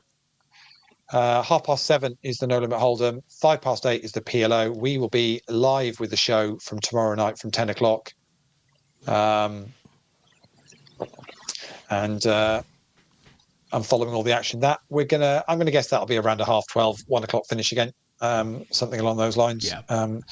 Similar-ish numbers. 264 in the No Limit Hold'em tonight, and it was 100 something odd in the PLO, if I remember rightly. Really and so numbers. The PLO number is slightly up on our last one, maybe 20 or 30 runners. Limit Hold'em and No Limit Hold'em, somewhat similar, I think, from memory. And I think on the Saturday evening, we saw a few less in the Hold'em. With it being a Saturday, people have different stuff on. So I'd expect a slightly similar trend tomorrow. Yeah, all absolutely. being well. But this is the second. Yeah, this is the second of 6 weekends, championship weekends we've got going on over this autumn period, and you can satellite in for those during the week, every single day, Monday to Friday, from $1 if you want to. The tickets are valid right the way through. So yeah, you don't need to be kind of settling in last minute or anything like that. Pretty much. If you've got some spare time, jump on GG, play one of the $1 satellites, spin up to a $5, then you can spin the $5 up to $25, and then those tokens sit in your account, and those tickets will sit there until you're ready to use them for whichever championship event you want to play at the weekend. And they're roughly running for around sort of 4 or 5 hours on a Friday, Saturday night. So say perfect time. We're not talking sort of 2, 3, 4 o'clock in the morning or anything crazy like that, but with some really nice prizes up top. Winner tonight of the PLO bounty, I reckon, is going to clear somewhere around $1,000. I think I would have thought. Superb. Germany have taken a massive chip lead in that now. Bugman Blues has got a 5-1 chip lead over Bet Express from Austria. So I would suggest that is that's going to be not far off being done. In fact, it might be over. And I think, Des, it is over. There you go. Oh, wow, Bugman Blues.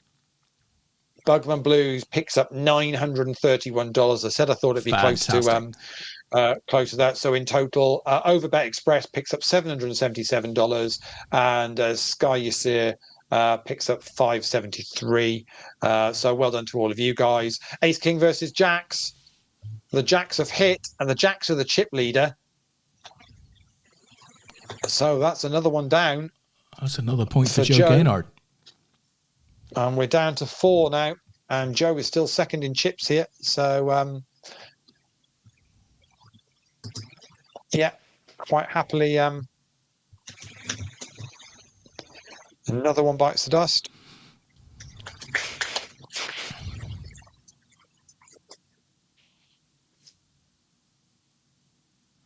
Well, in the chat box at the moment, Steve and Kerry are both talking about the beast from the chase. Steve goes on to say that the beast lived half a mile from me before we moved. Kerry goes on to say, I saw the beast from the chase at Luton Genting one time. He's not so much the beast now. He's lost quite a lot of weight, hasn't he, Mark, from the chase, if I'm not mistaken? Yeah, I think so. Yeah. Extremely tall, but I think he's lost a lot of his girth, shall we say, his width.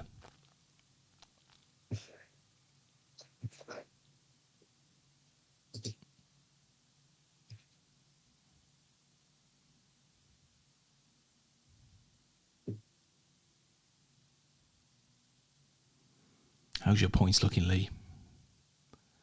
Yeah, I'm just trying to double check whether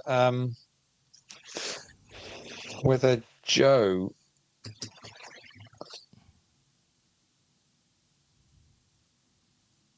No, he's not really scored anything else in the week. So I was just looking to see whether he could make any dent on the individual, the top of the individual. But I don't think he can. Well, that's another classic example of one good result sort of having a pretty significant impact on your team. Yeah, I think he's had a couple of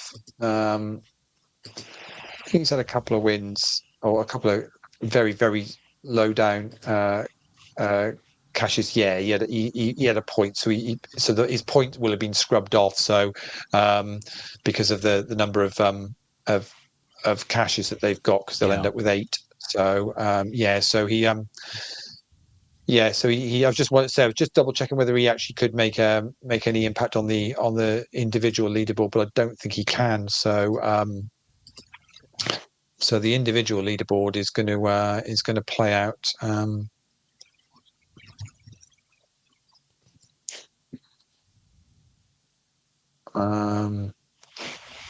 Race for Jack actually. So so Chris isn't going to finish there. So actually, it's going to go down to. So I think even though Celtic Storm are going to miss out on the squad points, Brendan is still going to pick up some individual money. So by the looks of it, but it's going to go right down to 6th place. So I think Jay is going to hold on to some 6th place money and pick up $20 as well. Nice. So it just goes to show you can have a couple of cashes of the week and not be in a squad, and you can still win some of the added value. So that's very good.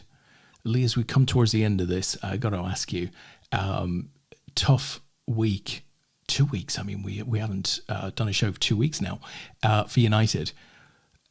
Who have you got the weekend? And I mean, does it get resurrected? Home to Brentford. Not the easiest game in the world, it has to be said.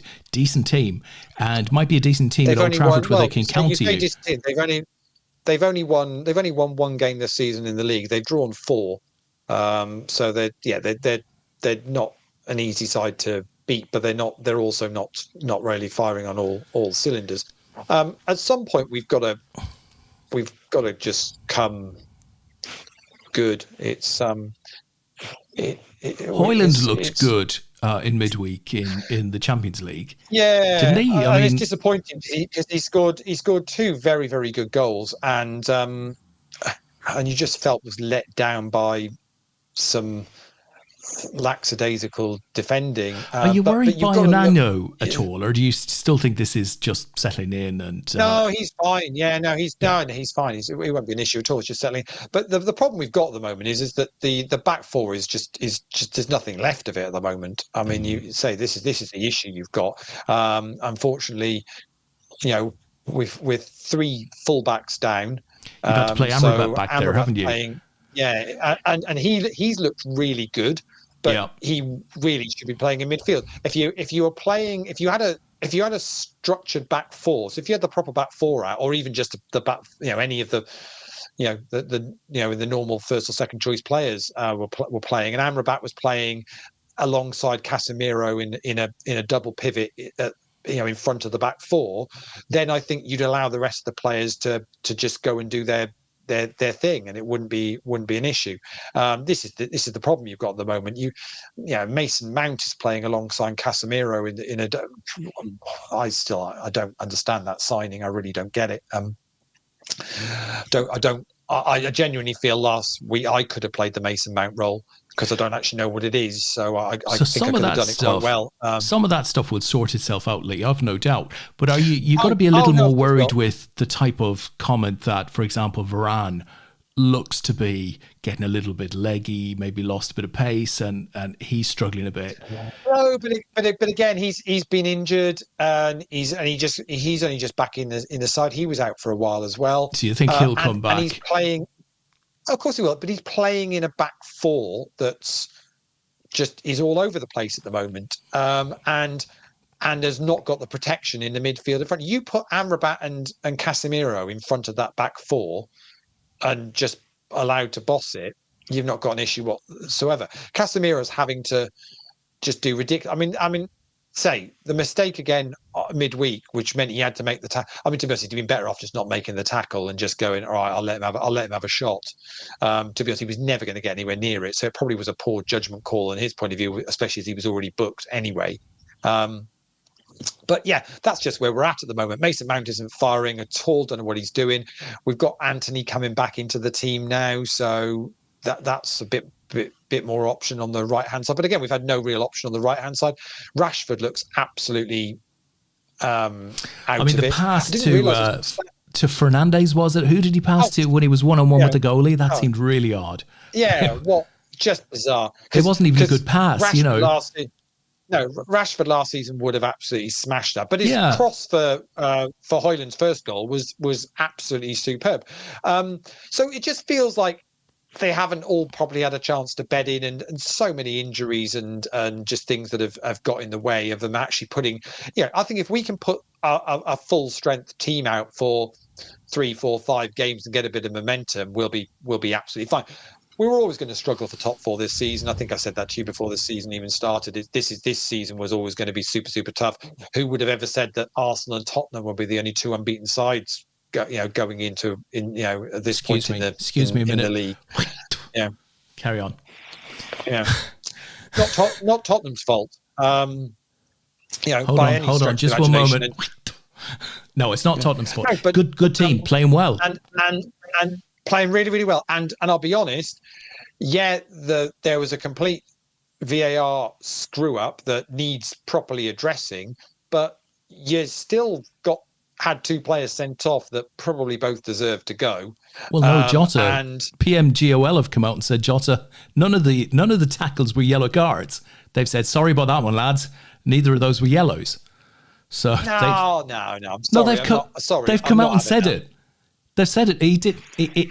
Jota did not touch either of the players that he got the yellow. He didn't touch either of them. He did not physically touch either of them. Look at the press. They've come out and said that it was an incorrect yellow. But the point is that incorrect yellows get given all the time and they don't get looked at. So I don't know why all of a sudden in this game now we're now looking at incorrect yellows. Well, I don't know. I didn't ask anyone to look at it, but that's what they've come out and said.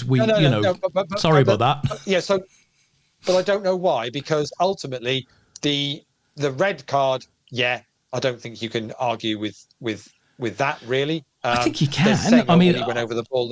I think the thing about the red card is you can definitely say, oh, come on, lads, let's have a discussion. You definitely say that, but at the end of the day, it's completely within the ref's gift to make that red card. I have no issues with that at all.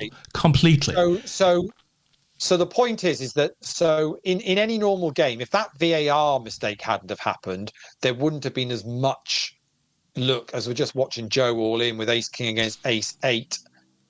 Needs to be a 7 or an 8. Oh, wow. And it's a 3. It's a 3. Oh, I thought that was an 8. Crikey. So another one bites the dust. and we're down to 3. He's 1 away from doing this. So there wouldn't have been as much focus on that game, and we haven't had a situation where the Refs Association or anyone has come out saying sorry, we've made a mistake with yellow cards in the past. Really, it's just because of this game, because of the mistake that happened with the VAR, which is an absolute shocker. Interestingly, if you listen, I'm sure you have listened to the audio. It does clearly sound like Queens versus Fives. If the Fives hit here, Joe's all locked up, but it's not going to. But either way, it's still going to leave Mel 29 short stacked or shortish stacked. Yeah, but the audio made it very, very clear that it genuinely was just an absolute horrendous mistake. Oh, that's no queries with that. What was coming out after the game was all this nonsense about there's something dodgy going on. It's corruption. But that's nonsense. That's always nonsense. That's always nonsense, and no more than nonsense. From that audio that they need to learn from it to understand that actually it wasn't too late to have stopped the game and gone, we've ballsed that up. We need to stop the game and fix it. But it's felt like there was protocol in place that says they couldn't do that. So they need to learn from that. It was and it could have happened to any club. It felt like it was kind of a ticking time bomb waiting to happen. Well, this is the point, Lee, because it seems to me that issue, isn't it? Over the last few days, certainly since Klopp uttered his, ridiculous words about the replay, and he wasn't asking for a replay. But that doesn't help. Yeah, it didn't help though. But that doesn't help though. No, it doesn't help the situation. But everybody, the other clubs, whoever it might be, coming out and sort of then saying, accidents happen and blah, blah, blah. Listen. My view on this was, and I was pretty cross about this on Saturday night, my view was, these guys, you can never question them. A manager can't come out after a game and sort of really question a decision. He's got to end up getting a card in the game or a fine after the game or whatever it might be. Nobody can question these guys. They don't have to justify their decisions. At a point, and forget about the VAR goal. The VAR goal was a really unusual situation. That's very, very rare. But they make a lot of mistakes. And they have tech on their side. And at a point, they have to learn, we have to up our game a bit here. If anything, what the audio suggested to me was, it's amazing that there aren't more mistakes like this, given how chaotic that 30 seconds of audio was. Oh, that was the scary thing. Is that audio? I mean, it was as genuine as you're going to get, and it was. Are you kidding me? Yeah, that's it. 2 years, 3 years, several years on. How is there not a process here which is signing off? I mean, it sounded like the sort of thing. Rugby union. Watching the last day of the poker squads on an APAT show or something like that. I mean, it was just, like, what's going on? We haven't got a clue. Simon Lawler called it a farce earlier on. He's quite right. Rugby union, the ref completely owns that discussion with the TRO. What is it? TR, I don't know what they call it. TMO. There you go. TMO. On-field decision is a try. He leaves it over to the TMO, who then talks him through what he's seeing. It's always super clear, super calm. There's a discussion. It's not just left there in the ether for a random sort of comment to come back. It seemed really chaotic to me. I'm surprised. It sounded like what happened is that they mistook what the on-field decision was. Yeah, it was that. They thought it was a goal.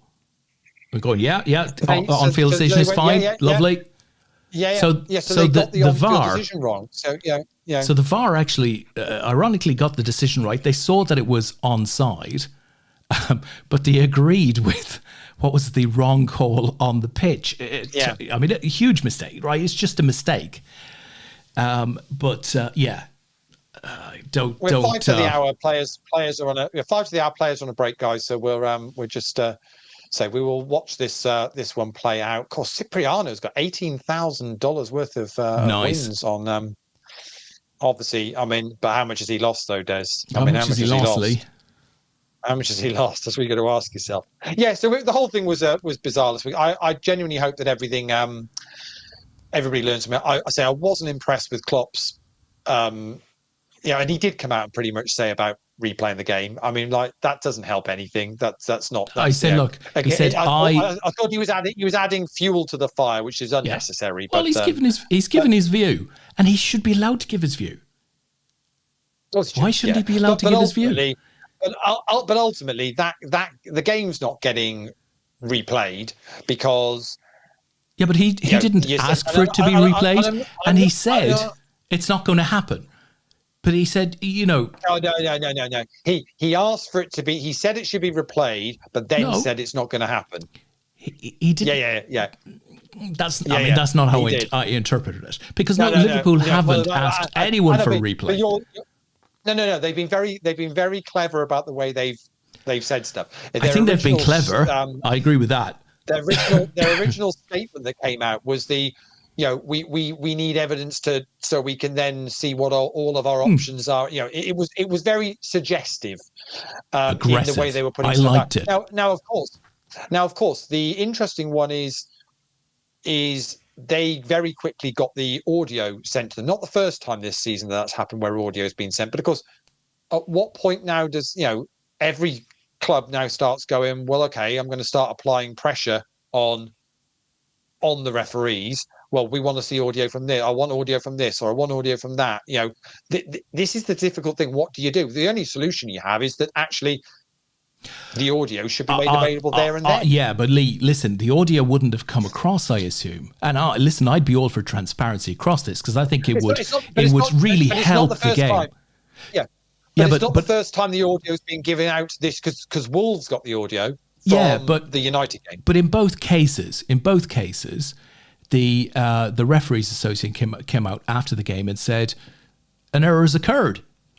It's like it's the only reason Liverpool got the audio was that the refs said afterwards a serious error of judgment has occurred, which is a step improvement on the previous seasons where they've not even admitted that. I mean, in a way, at least, okay, we're coming out going, it's still not 100%, but nothing is ever going to be 100% because it's still always going to have the human intervention on whether a decision is yes or no. And I still don't, and sometimes I still don't know. It's like a coin flip as to which way they're going to go with some of this stuff. It still is in that situation. What's interesting is whether you saw the any games in the Champions League during the week. It's on a Tuesday and a Wednesday during the week. Des, I don't know whether you'll have come across Champions it, but League? it's I thought it was on a Thursday night. Europe all play.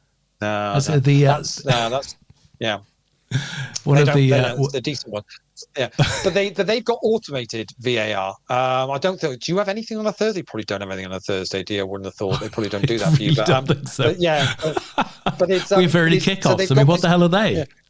Yeah, exactly. So we've got one of those actually. But you'll be in the Europa League if you're lucky enough. You'll be in it quite shortly. I'm hoping by now have they not stopped that third place thing now? Is that gone? I think that's still a thing. But you do quite well to get third. I mean, that's not guaranteed, is it? I mean, you might just slip out of Europe altogether while we're still in there. To be honest, I think the best thing we could do is slip out of Europe altogether. We'll have taken our money from the group stages. We've got to play 6 group stage games. That's fine.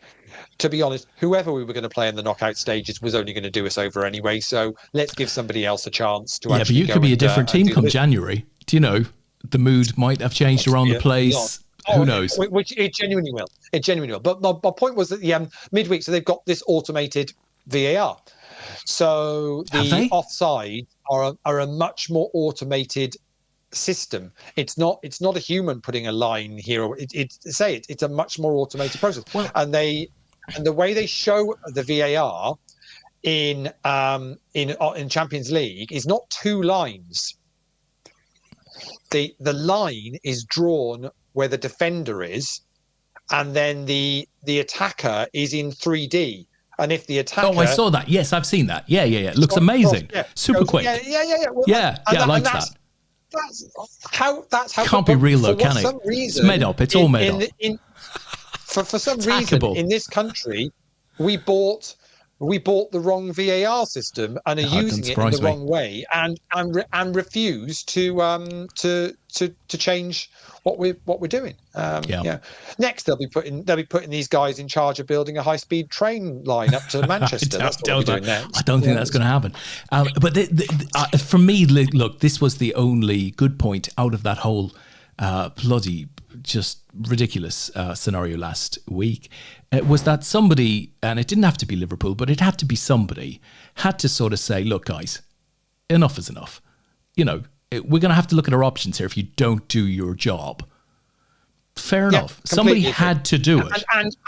And you've got to have the ability that when a mistake is made, that it can be rectified still within the framework of the game, and not just we've ballsed up there, sorry, afterwards. And remember, I can point to the Curtis Jones thing and I can say, well, I don't think that was a sending off, and it doesn't matter my opinion.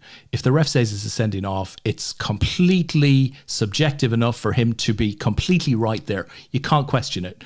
The Onana foul on the Wolves player, I mean, I think everybody who looked at that thought, well, that's a foul.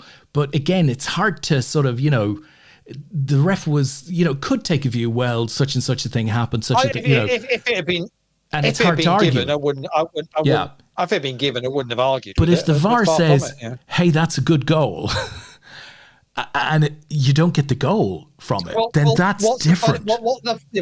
The thing with that one is everybody has already got quite comfortable with, well, if there's one thing on VAR that we know works, it's the offside. It's offside. Yeah. It's two lines drawn. Once they got used to the angles and they were doing it right, and they were remember when they first came out and they were showing the angle in the wrong place and everyone was going, well, that's not offside. So, once they got slick with it, you just had no reason to go. And if you were told he's offside by a fingernail or a toenail, you didn't argue with it because you went, well, it's as long as it's consistent for everybody, they're drawing the two lines, it's done, that's fine. What this has opened up is the fact that actually that's a far more manual and open to interpretation and mistakes area than anybody thought, because everybody was quite comfortable with, okay, well, it is what it is with offside. Everybody's getting a fair crack of the whip with it. It's consistent across the board. So, yeah, you might still win some and lose some, but ultimately it is consistent. So that's straight. No, that clearly isn't what's happening. And that's what I think is the good thing that's come out of that. It's now raised the question, well, okay, well, why would you trust that then? Yeah. And the objective has to be not to get a replay. The objective has to be to improve the standards, or at least to ensure there's accountability there. Yeah. That's not a bad thing. Just get it right. And it does come to the point where you go, well, for those kind of things, you don't need to be an ex-referee to do VAR offside. I mean, arguably ex-players far better in some respects. Might be far better. But you don't even need an ex-player. Well, it's the bloody technician who knew what was going on. He was the only guy who twigged it. That's my point. It's a technical thing. So it's a completely technical thing. You don't need to understand the game. Lee, why can't? You just need to know this is the process that we're following. Why can't, the players are running around with strapped on like monitors and stuff like that. Why can't they just have a little tracker, like an Apple tracker, the equivalent of that, within each player's vest or boot or whatever, that instantly tells you whether boot A is ahead of boot B. And call it on boots. It's on your boot. Forget your shoulder. Forget your hip. It's on your boot. And just have it instant. I mean, you have a tracker in the ball. I mean, that sort of stuff has got to be super easy to do. You'd have thought so, wouldn't you? Just to go, well, that's the way we're going to do this. And of course, there's gone as the day of, will you give the benefit to the attacking player and all that kind of thing. That doesn't seem to be, it just seems to be out the window. And that's what's ruining the game is those ones of. I mean, if there is, but I suppose it's a point of, well, when are they offside? If you're going to say, well, if it's a tiny bit, it doesn't matter. Well, how much? We'll have a tiny bit more than a tiny bit. When does it stop? So I guess there's got to be a clear, this is what it is. And it's a shocker that players do not know, and we've been saying this for a couple of years now, they don't know whether they can celebrate or not. How many players? It's quite norm now. Every game, every single game, player celebrates. Oh no, this something. We've got to go to the VAR. It's 30 seconds. No goal. But they check every goal. So the problem you've got is that every single goal, if it's clearly onside, that's one less thing to do. But they still will go back and check there's nothing that's happened in the build up to the goal. And at some point you just got to say, well, how far back do you go? And this is the problem, isn't it? You kind of go, well, what are they looking for? Is it, was he offside here with that, or was he offside with that? And what counts and what doesn't? And again, it's a decision. Joe's in a spot of bother here now. He's the short stack of these three remaining players. He's still got a decent stack, though. Yeah, I say they're playing on an average stack of 40 bigs between them all, so it's not anything crazy. But yeah, and he's not really done anything wrong. He's been involved in hands where he's had a bit of it as well, and it's just kind of gone against him.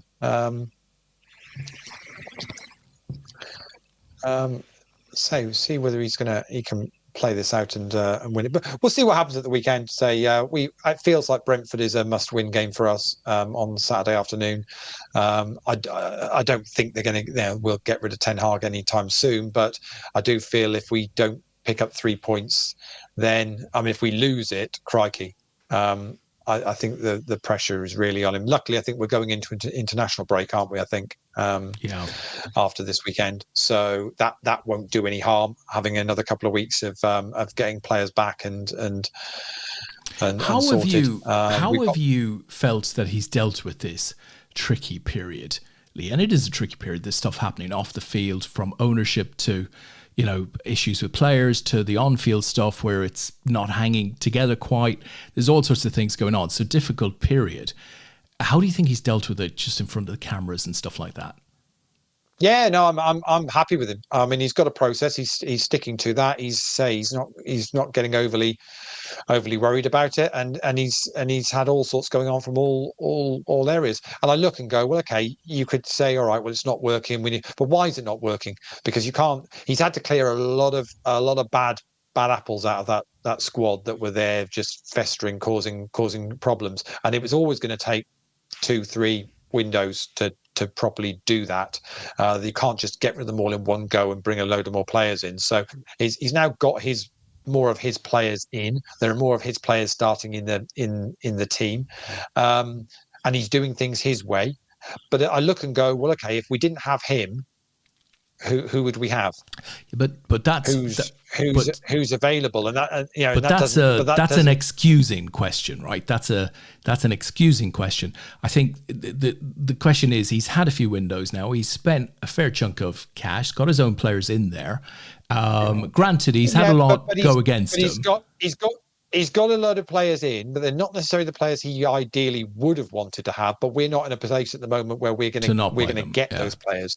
You can't buy them.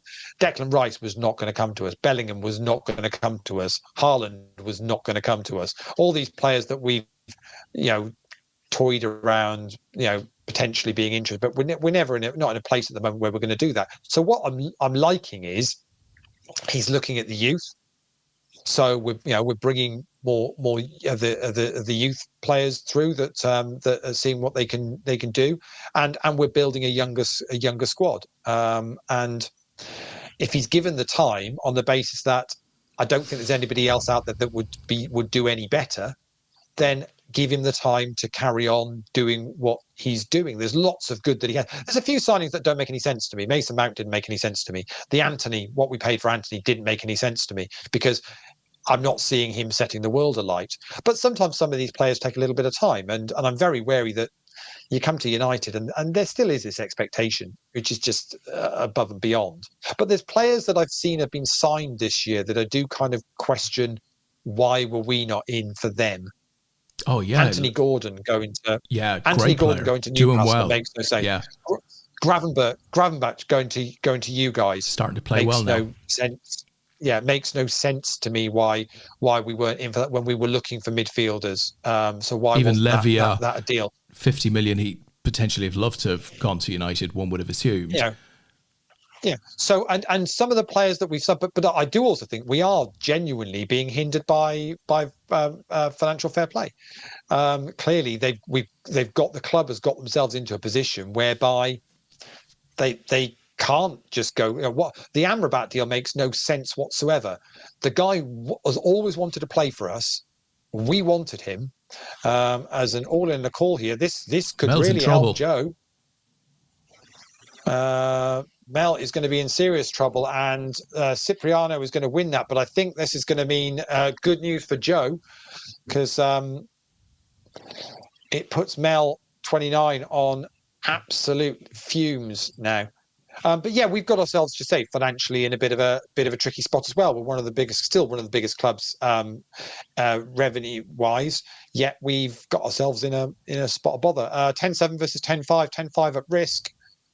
Oh, well, Oof. 7 is now it's flipped it the other way. So it's a 7 and only 7. Otherwise, Mel 29 is going to finish in third place.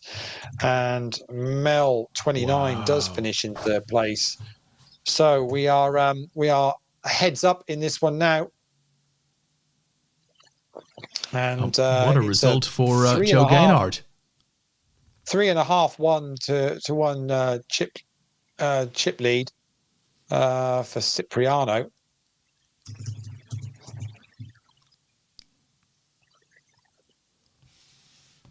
Simon is not happy with that.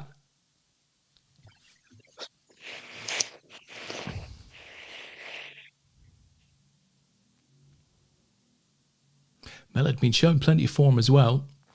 Did not work out in the end.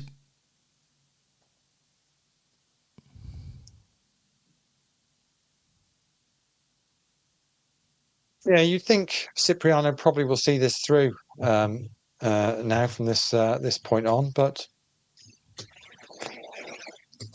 stranger things have happened.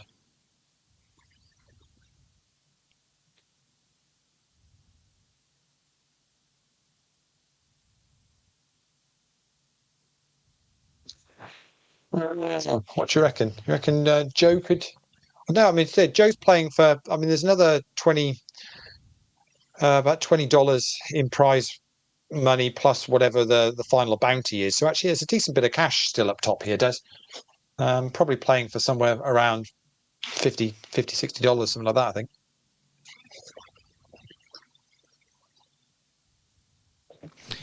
Steve just asking. United should sign Ivan Toney. He's got a few months of a ban to run yet. Good player. Yeah, but I don't think it's what we need. Do you need two forwards like him and Højlund? That seems like it would be a. If we're gonna go for a striker, I'd rather we went and paid the money for Ferguson from Brighton and have the both of them in there.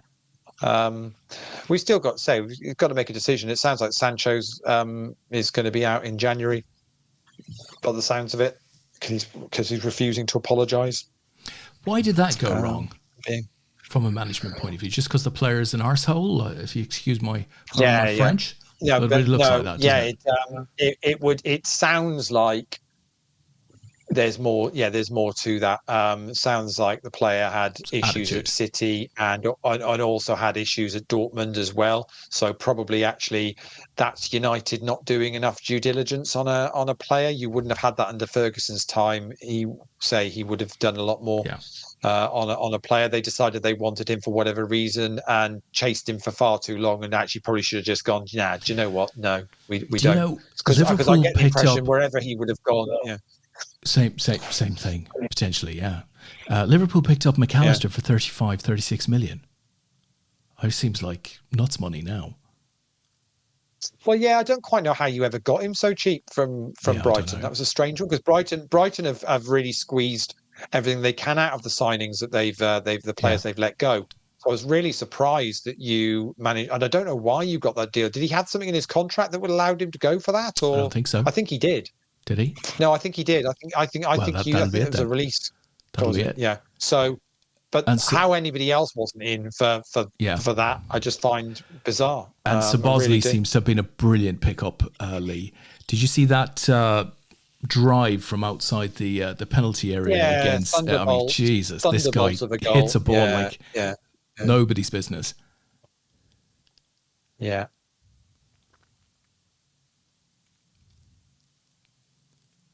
So I'm getting abuse in the chat here that will be here if I've miscounted points. I'm pretty sure we're fairly accurate with this now. The way Chris, it stands at the moment that's is the biggest German blow up since Nottingham.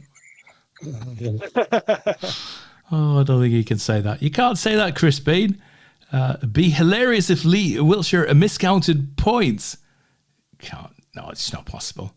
Not possible. But this is why we say it's provisional, guys. All right. In fairness, if we're doing it live on the night, it's got to be provisional until we publish the final result. But I say where we're at the moment is if Joe finishes in second place, he's going to end up on. Well, I'll put it up on the screen. I don't want to miss their exit, so I'll put it up as it stands at the moment. This is what it looks like. Race for Jack are going to be a point ahead of Game Theory, not so optimal, with Celtic Storm down into third. Even if he picked up one more point for finishing first, Race for Jack can only get to 60. So that's going to be that's it. Subject to that's going to be them. Any late envelopes arriving. Yeah, and as far as the individual goes, Dog Walker stays at the top. Tony Ross finishes in second, but he's obviously picking up squad money. Brendan finishes in third, and with Celtic Storm now finishing fourth in the squads, he will pick up second place money for them. Chris Bean and Queenie, well, they're both in Race for Jack and Bingo Bango Bongo. So they're both going to pick up squad money, which means Donkadonk, which is Jay White, down in sixth, is going to pick up the last of the $20 for individuals. So that's where we're at. As it stands at the moment, and what a cracking end to the week, right down to the wire. That's where it's at. Guys are not happy with you, Lee. They're not happy. Did I see with Brendan Byrne that actually by going out of that tournament when he did, he's actually ended up winning more money in added value? Because he finished, did he get $30 off individual? He'd have got $30. Yeah, he'd have got $30 if either way. In the team, would he? So basically, we'd have balanced itself out. With the way we do the $T, to say no player can ever lose on. They will always get the maximum they can, and then the rest of the money gets pushed down the leaderboard. So say nobody will ever lose out because they've done better in the one and not the other, or vice versa. So that isn't how it works. Burn your spreadsheets, Wiltshire. Absolute abuse. Yeah, Carrie is calling for calm. I think we might have an issue. Can we issue like 1 week bans or anything, Lee? Yeah. Do we have any any tools?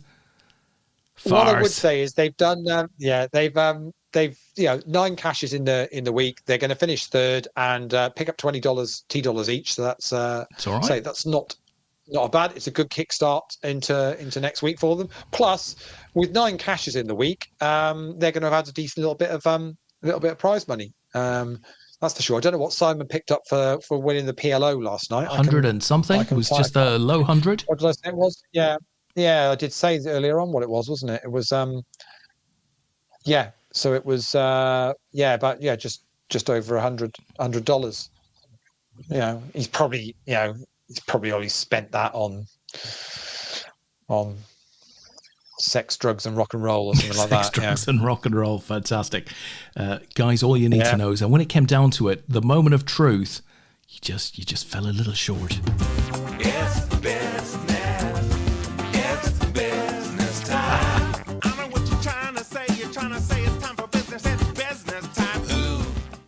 It's business. Sorry, Si. Couldn't resist. So very well done to the Raise for Jack team. I think they're going to. So obviously, Dave Amos is their skipper. But they've also got, say, Joe and Chris, and I don't know who MRG 27 UK is. I should know who that is. Not sure who the other one is in their team. So yeah, Simon says so. $145 plus Nice. $20 in T-dollars for the week. So yeah, that's well. I mean, Simon, you say you won that, but I mean, how much did he lose though, Des?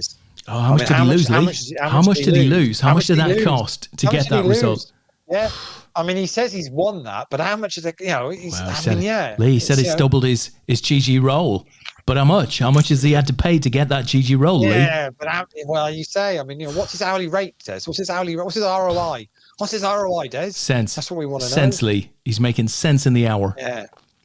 Joe is fighting back. The Beast 72 is not content with just securing some extra added value for his teammates. He's going for the win here now, and is nearly back level pegging.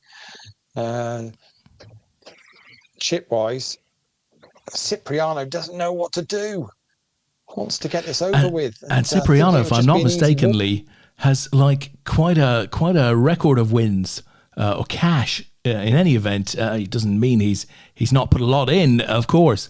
But there you go, 18 grand. Nice. I mean, he's won 18 grand, Des, but Doesn't we all mean, know, Lee. Yeah. I mean, anything doesn't mean he's not got he's not winning T-dollars this week. That's for sure. He's not winning added value T-dollars. That is not happening. That's what it's. Well, they're worth far more than. He's not taking dollars. the GG20 as we like to call it. Yeah, there's nothing nicer than winning some GG T-dollars added value. Well, it's better than winning a GG T-shirt, Lee. It's a lot better than a GG T-shirt. Yeah. But yeah, those crisp T-dollars, they sit in GGHQ ironing them, so they're nice and crisp, ready for you to use. Simon's come back. He's not having my comments. He said, "Look, deposited $10, got 223 now. Wow, well done, Mr. L. That is pretty good. That is pretty good." Spun it up on roulette, sex, drugs, and rock and roll. All of it. He's done the lot. Doesn't care. Sorry, Lee, can you get that on GG? I must have missed that tab. Yeah, you're looking at the wrong places, obviously. Yeah. It's you just say it's you just click on the private tab, yeah, and then you'll find everything. That was in private. I should have known. Yeah. It's obvious when you put it like that. Looking very quiet in the freeze outs for tomorrow night at the moment. There's two in the No Limit Hold'em and one in the PLO. But we know come tomorrow night it will go a different story. It will go crazy if you're not if you've not had a day full of rugby, football, and whatever else is going on. It's the sprint races for Qatar tomorrow. Must be. Is it tomorrow? They don't have a sprint race before a proper race, do they? They'd have added on today. Oh, hold on. What day is today? Sprint race on a Saturday? Friday. Oh, it's today, Friday. It's completely lost that one. Was it today? No. Oh, it is Friday. It is Friday. Yeah, it could be sprint tomorrow. But Qatar is. I don't know. Qatar didn't see anything of the Formula One over the last 2 days. Yeah. Other than I heard, the gentleman you'd expect to be on pole is on pole. So presumably that's for the sprint race, or maybe actually they've awarded pole today. I thought only because I read something where they were talking about if he finishes somewhere in the sprint race, the season could be decided before they even do the main race this weekend. Okay. I thought. So I'm sure I read something like that. Yeah. So. Interesting thing on Thursday night with obviously your boys were playing, but did you see West Ham broke a record on Thursday night? Yeah, can't believe it. And in fairness, in the Conference League, they're not playing. They're not playing mighty teams. Yeah, I couldn't get my head around it. 17 but I couldn't get my head around it. Does this go back to the 1960s? I thought, but that's not that difficult because if you win, if Man City win Man City won the Champions League last year, and then they did. But then I thought, well, actually, no, that you can win the Champions League And by be beaten. losing games. Yeah, of course. So actually, doing 17 or 18 unbeaten in Europe in any of the European tournaments these days. So you've got to win. You don't lose any of your group games. You don't lose any of your two-legged. Yeah. What? Actually, that's Could pretty be like impressive, actually, isn't it? The Arsenal undatables who went unbeaten whenever it was, but actually they drew about 40 to 50% of their games. I mean, it was like, that was the type of team they were. League that year. They won the league. They won the league that year, They did. They did. Yeah. They did. But they didn't. They only had about like 34 points. It was like very low.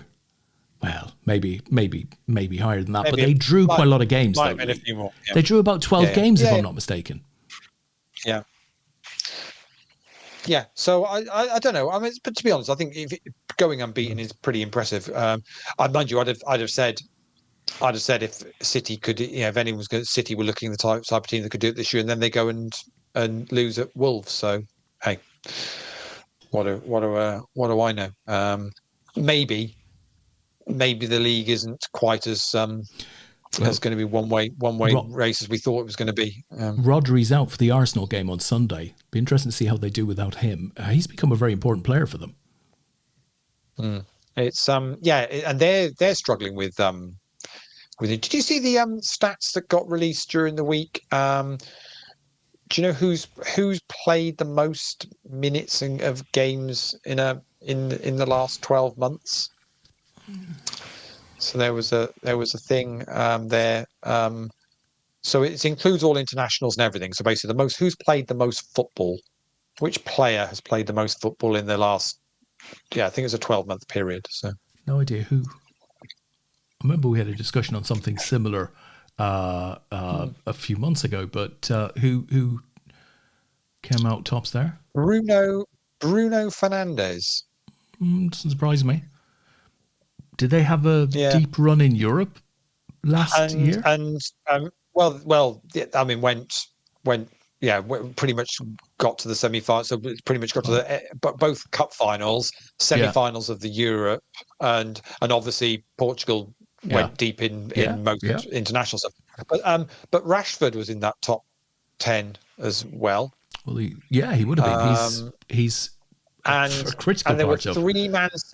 There were three Man City players in that top 10,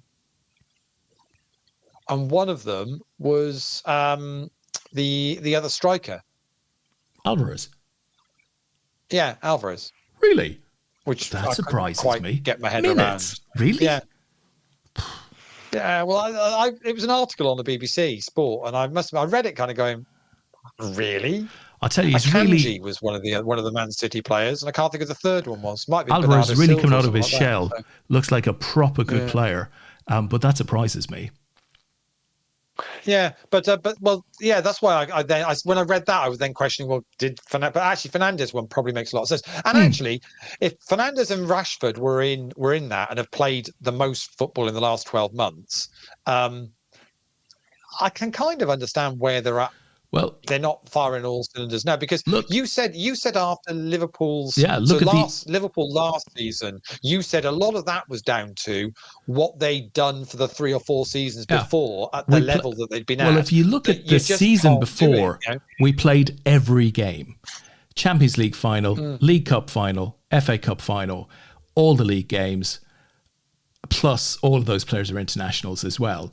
How do you go from being within, 90 minutes, of a quad to then falling off a cliff edge because you knacker all your players out.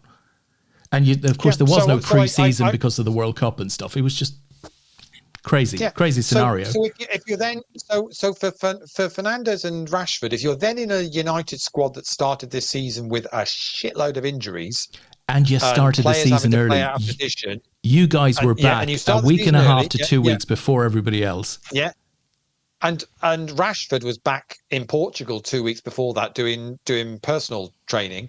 So if you're doing all of, and the minute things start going against you as a team and Yeah, no wonder. I mean, I'd say Fernandes, to be honest, apart from the wonder goal against Burnley, he's been non-existent. Yeah, really for United. Rashford set up the one for Højlund on midweek, which is a great cross from the right, weirdly. Yeah. But great cross. Højlund's second was just beast mode. And shows that he's got that in his locker, which is good to know. Because to be honest, if that had been Haaland in the blue of City across the city, they'd have been raving about it. But it ended up being a goal that didn't matter because we lost the game 3-2, so it didn't really, say nobody was really raving about it. But yeah, that's good signs for him. But yeah, you look at some of these players, you just wonder, well, is it just absolute tiredness? Pocket six versus King Jack. Six for Joe, and needs to avoid a spade. Could hurt. It's a spade, and that's going to be that. Wow. It's a spade, and that is going to be that. Wow. So I think I'd already, let me just double check. I'm pretty sure I'd already put in what I thought was going to be. Yeah, I had. Well done to Cipriano there. Great result. Joe Gaynor, fantastic performance. Got the second that he needed for the team. So Joe picked up $107 for that. So and actually, tell a lie. It's not the two added together. No, it's separate. It's $76. So I've just done him short of something there. But that's fine. So let's confirm squads for the week. It is week 1, and there you go. Bingo, bango, bongo. 61 points, 9 cashes. That's phenomenal, guys. Didn't add any more to their score tonight, so they were all done. Raise for Jack. That's what Joe managed to do. Snuck them in there. 59 points, 8 cashes for the week between those guys. Well done to them. And Game Theory, not so optimal. A number of cashes tonight got them into 3rd place. Celtic Storm, well, we saw Frank and Brendan both going at it in both tournaments tonight, and I think they got 3 cashes between them, but they were only adding a couple more points each time, and it wasn't enough to see them in the top 3, but a great effort from them. 3 men are not much of a lady. Joe and the guys had a decent run. 5 cashes for this week. 3 Bet Brigade got 5 as well. Blue Blood ended up with 6 cashes for the week, so they got to the 6, but only picked up 30 points. They were really, they were only averaging 5 points per cash, whereas you need to be up near the 10 points per cash if you want to get into the top 3 really for that. Curly Whirlies, Joe Carhill picked up some points for them to get them in the top 10 in the end. The A team and LPPL All Stars finished there. And that meant the individual leaderboard. Dog Walker was top of the leaderboard going into this final day and managed to hang on there, couldn't get caught. Tony Ross, super impressive, Tony. 5 cashes in the week out of 10 tournaments in total. It was 5 in 8, if you think, before going into today. So superb. Brendan's cash tonight took him up into 3rd place. He picks up the second prize money because Tony's already picking up from squads. Beanie UK, Chris Bean, and Queenie 85, Sean Snell, they're both already picking up points from the squad prize pool, which means that final $20 goes all the way down to 6th place, Des, which is Donkadonk, which is Jay White, not got a squad. So Dog Walker and Donkadonk, neither of them have got a squad at the moment. Hey, somebody wants to get a squad together there, because I think you've got a making of a good one. Red Simon, the Oracle, just misses out by a point on a little bit of added value from the individual, but he'd already picked up added value for his team, so he's quite happy with that. And we go again from Monday, guys. Fantastic, Lee. Thank you everybody who took part in squads this week, to be renamed Squids. Next week, we're not going to get away with that, unfortunately. Good week of Poker Lee. Great way to finish it on the stream tonight. Well done to the guys who medalled and cashed in the German events tonight. Lee and I will be back tomorrow night for the 2 German online events that are remaining. We're expecting a couple of big fields there. Should be really, really interesting. Join us from 10 p.m. We look forward to that. We will we'll try and find a guest so you don't just have to listen to us 2 talking more football. So we'll see if we can find anybody who wants to jump on and have a chat and a catch up with us. So fantastico. So I think with that we'll call it a night, guys. We'll see you tomorrow evening at 10. Of course, the event's kicking off earlier on. Night, guys. I will very quickly answer Carey's question. Yes, we do add up all the points for the individual. They all count. So, individual is everything. Everything you do in the week counts. There you go. We'll see you all tomorrow night. Fantastic. Thanks, Lee. Night, guys.